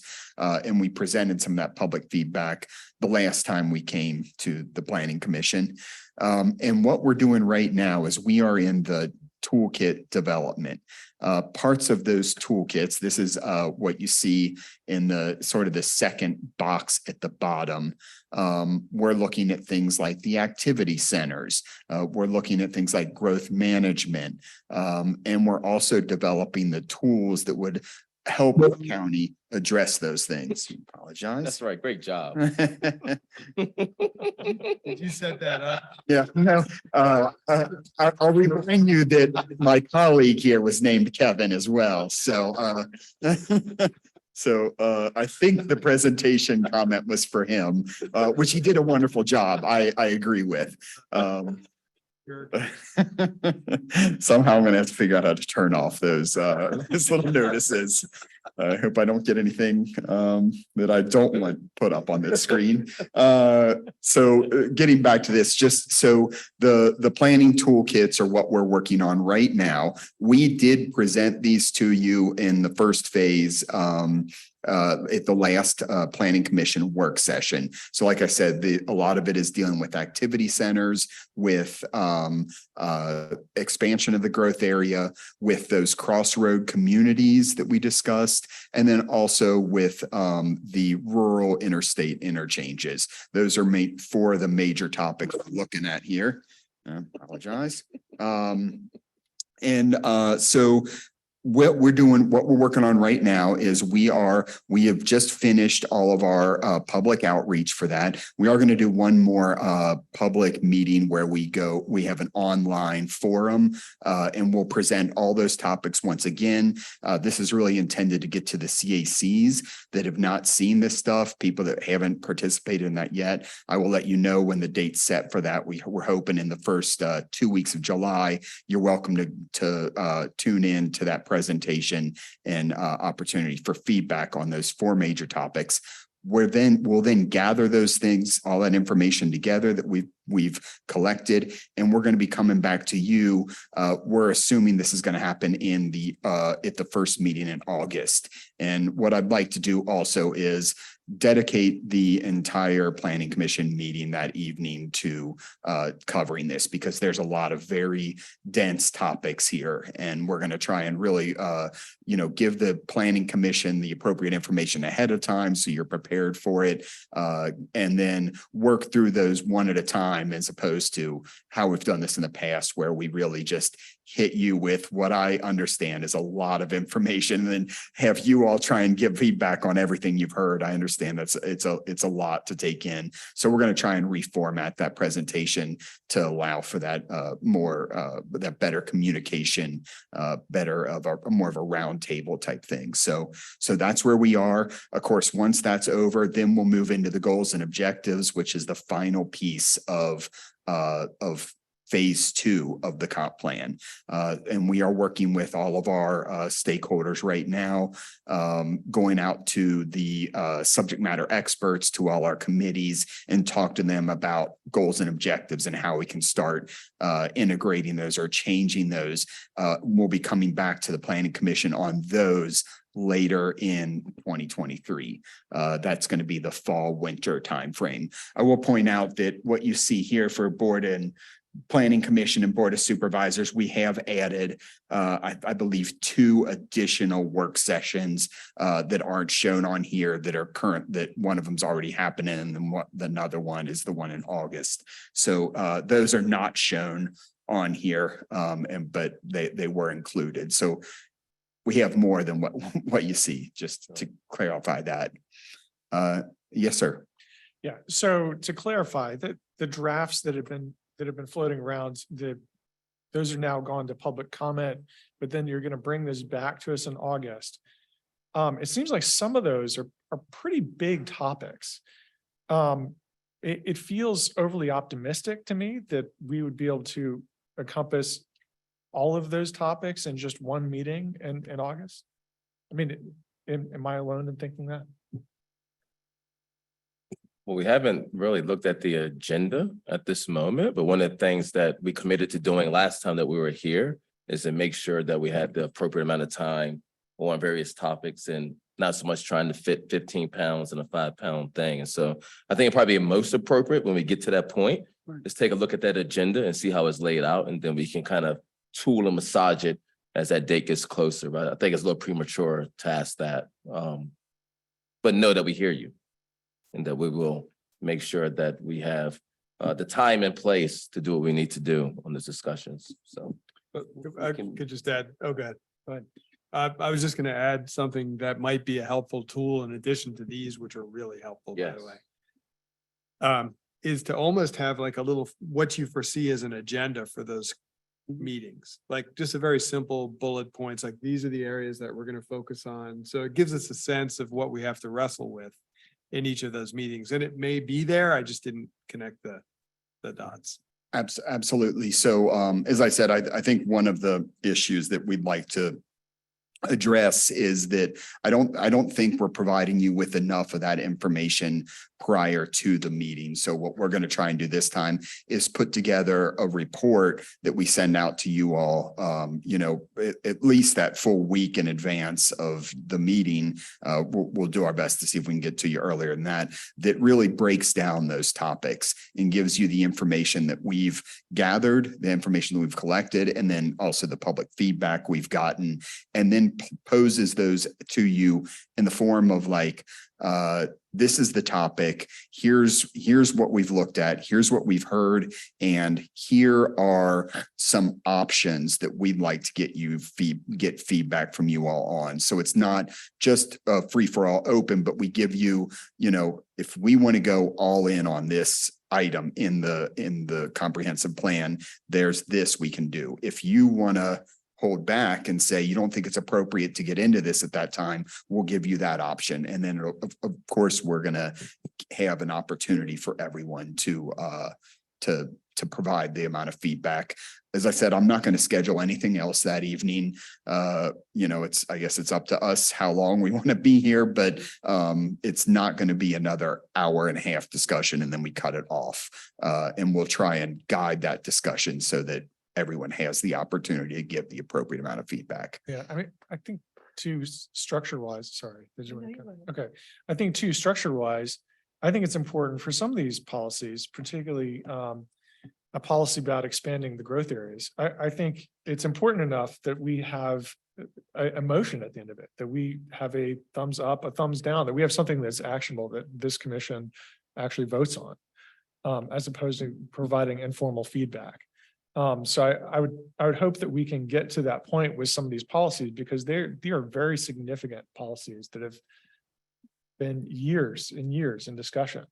And so I think the public deserves that. I think one of the other things I will, thank you for your comment.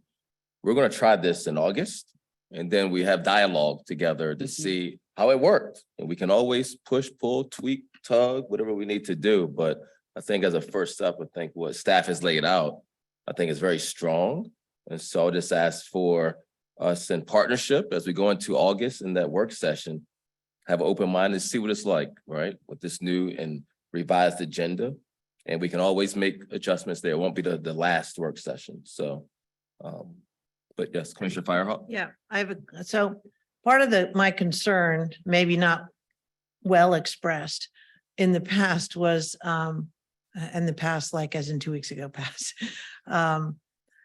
is that we gave comments to the consultants and they said, thank you very much.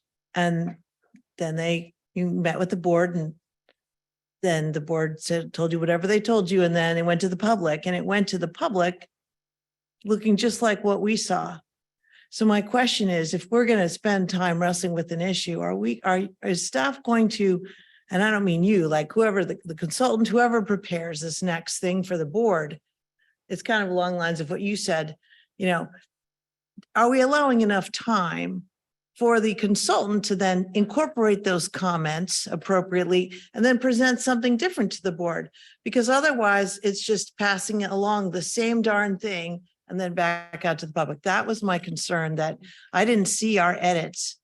I saw the exact same thing going out to the public. And so I just want to make sure that there's that time to, okay, the commission said this, let's look into that. Let's do some analysis. Okay, now it's to the board and it incorporates what we said, as opposed to just, here's some minutes from their meeting and here's the exact same thing they just looked at. Does that make sense? Absolutely. And I don't care if it takes longer. I mean, like I'd slow our roll to do it right.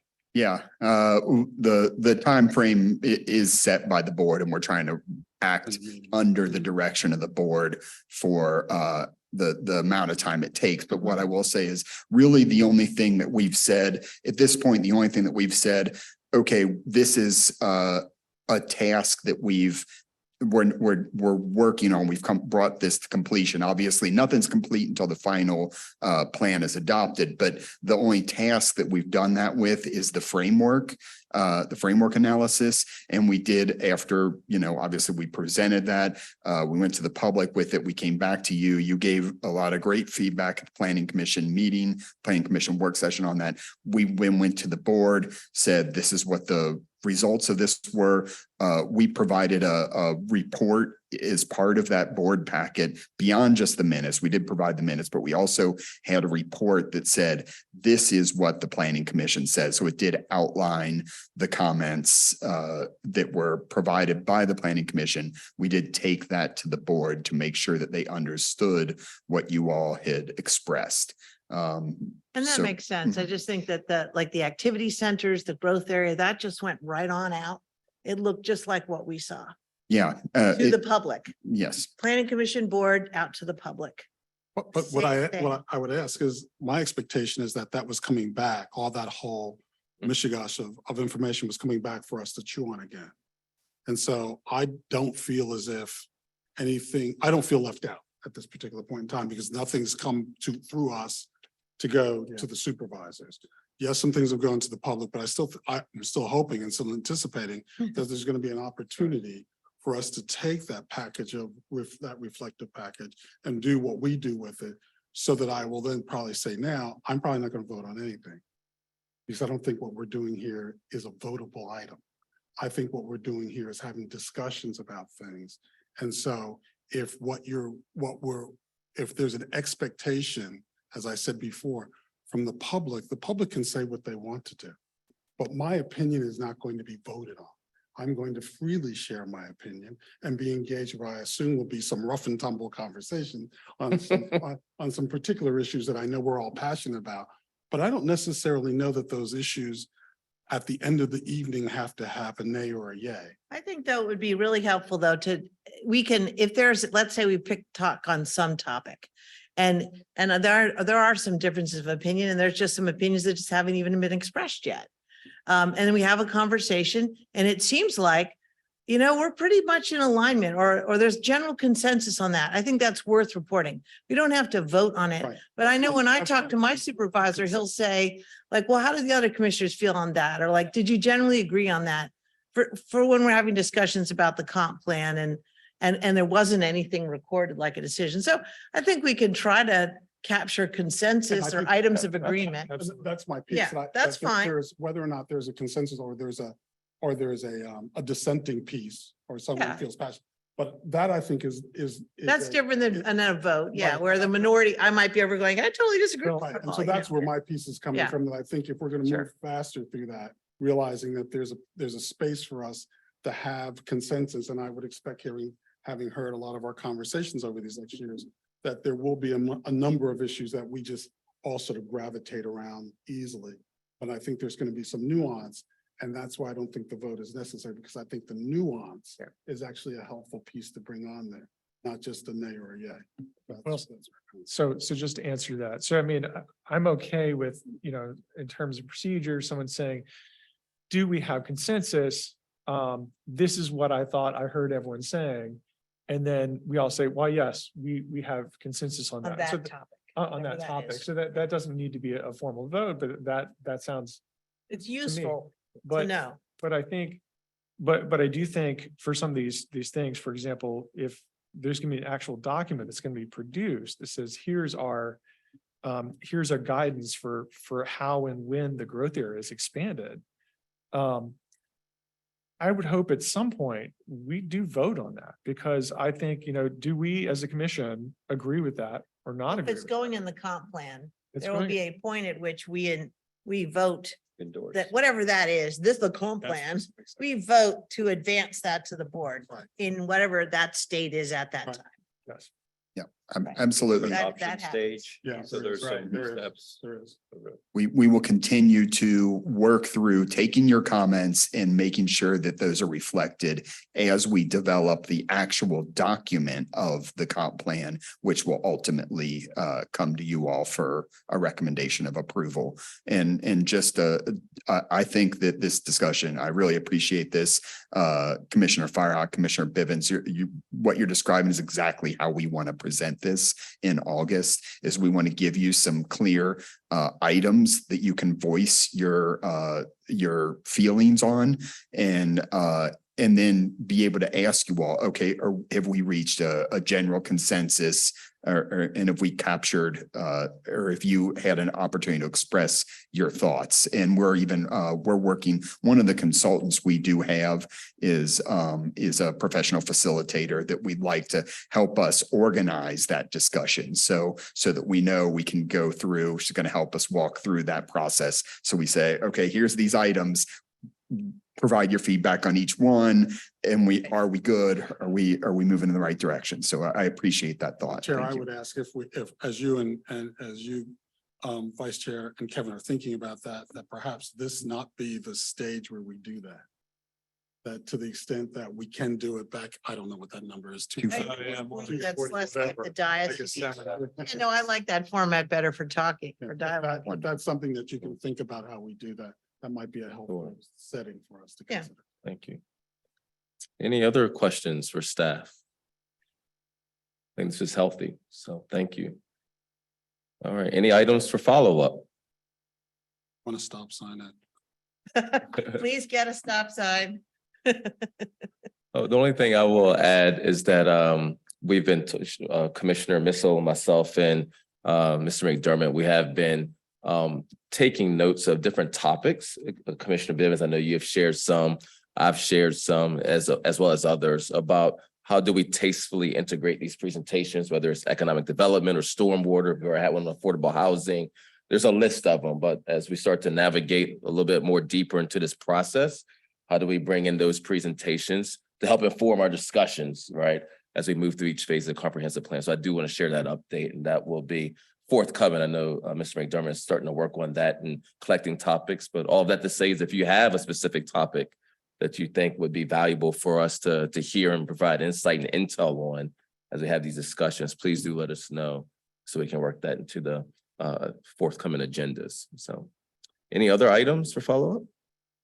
No, just one thing on that. I Yeah. think it's a great idea to do that. I just, maybe it would be helpful for staff to send out a list of those. Yeah, that's a great point. So that you all know what we've already talked about, because it's pretty much a lot of the obvious ones, but there may be some that you may not realize.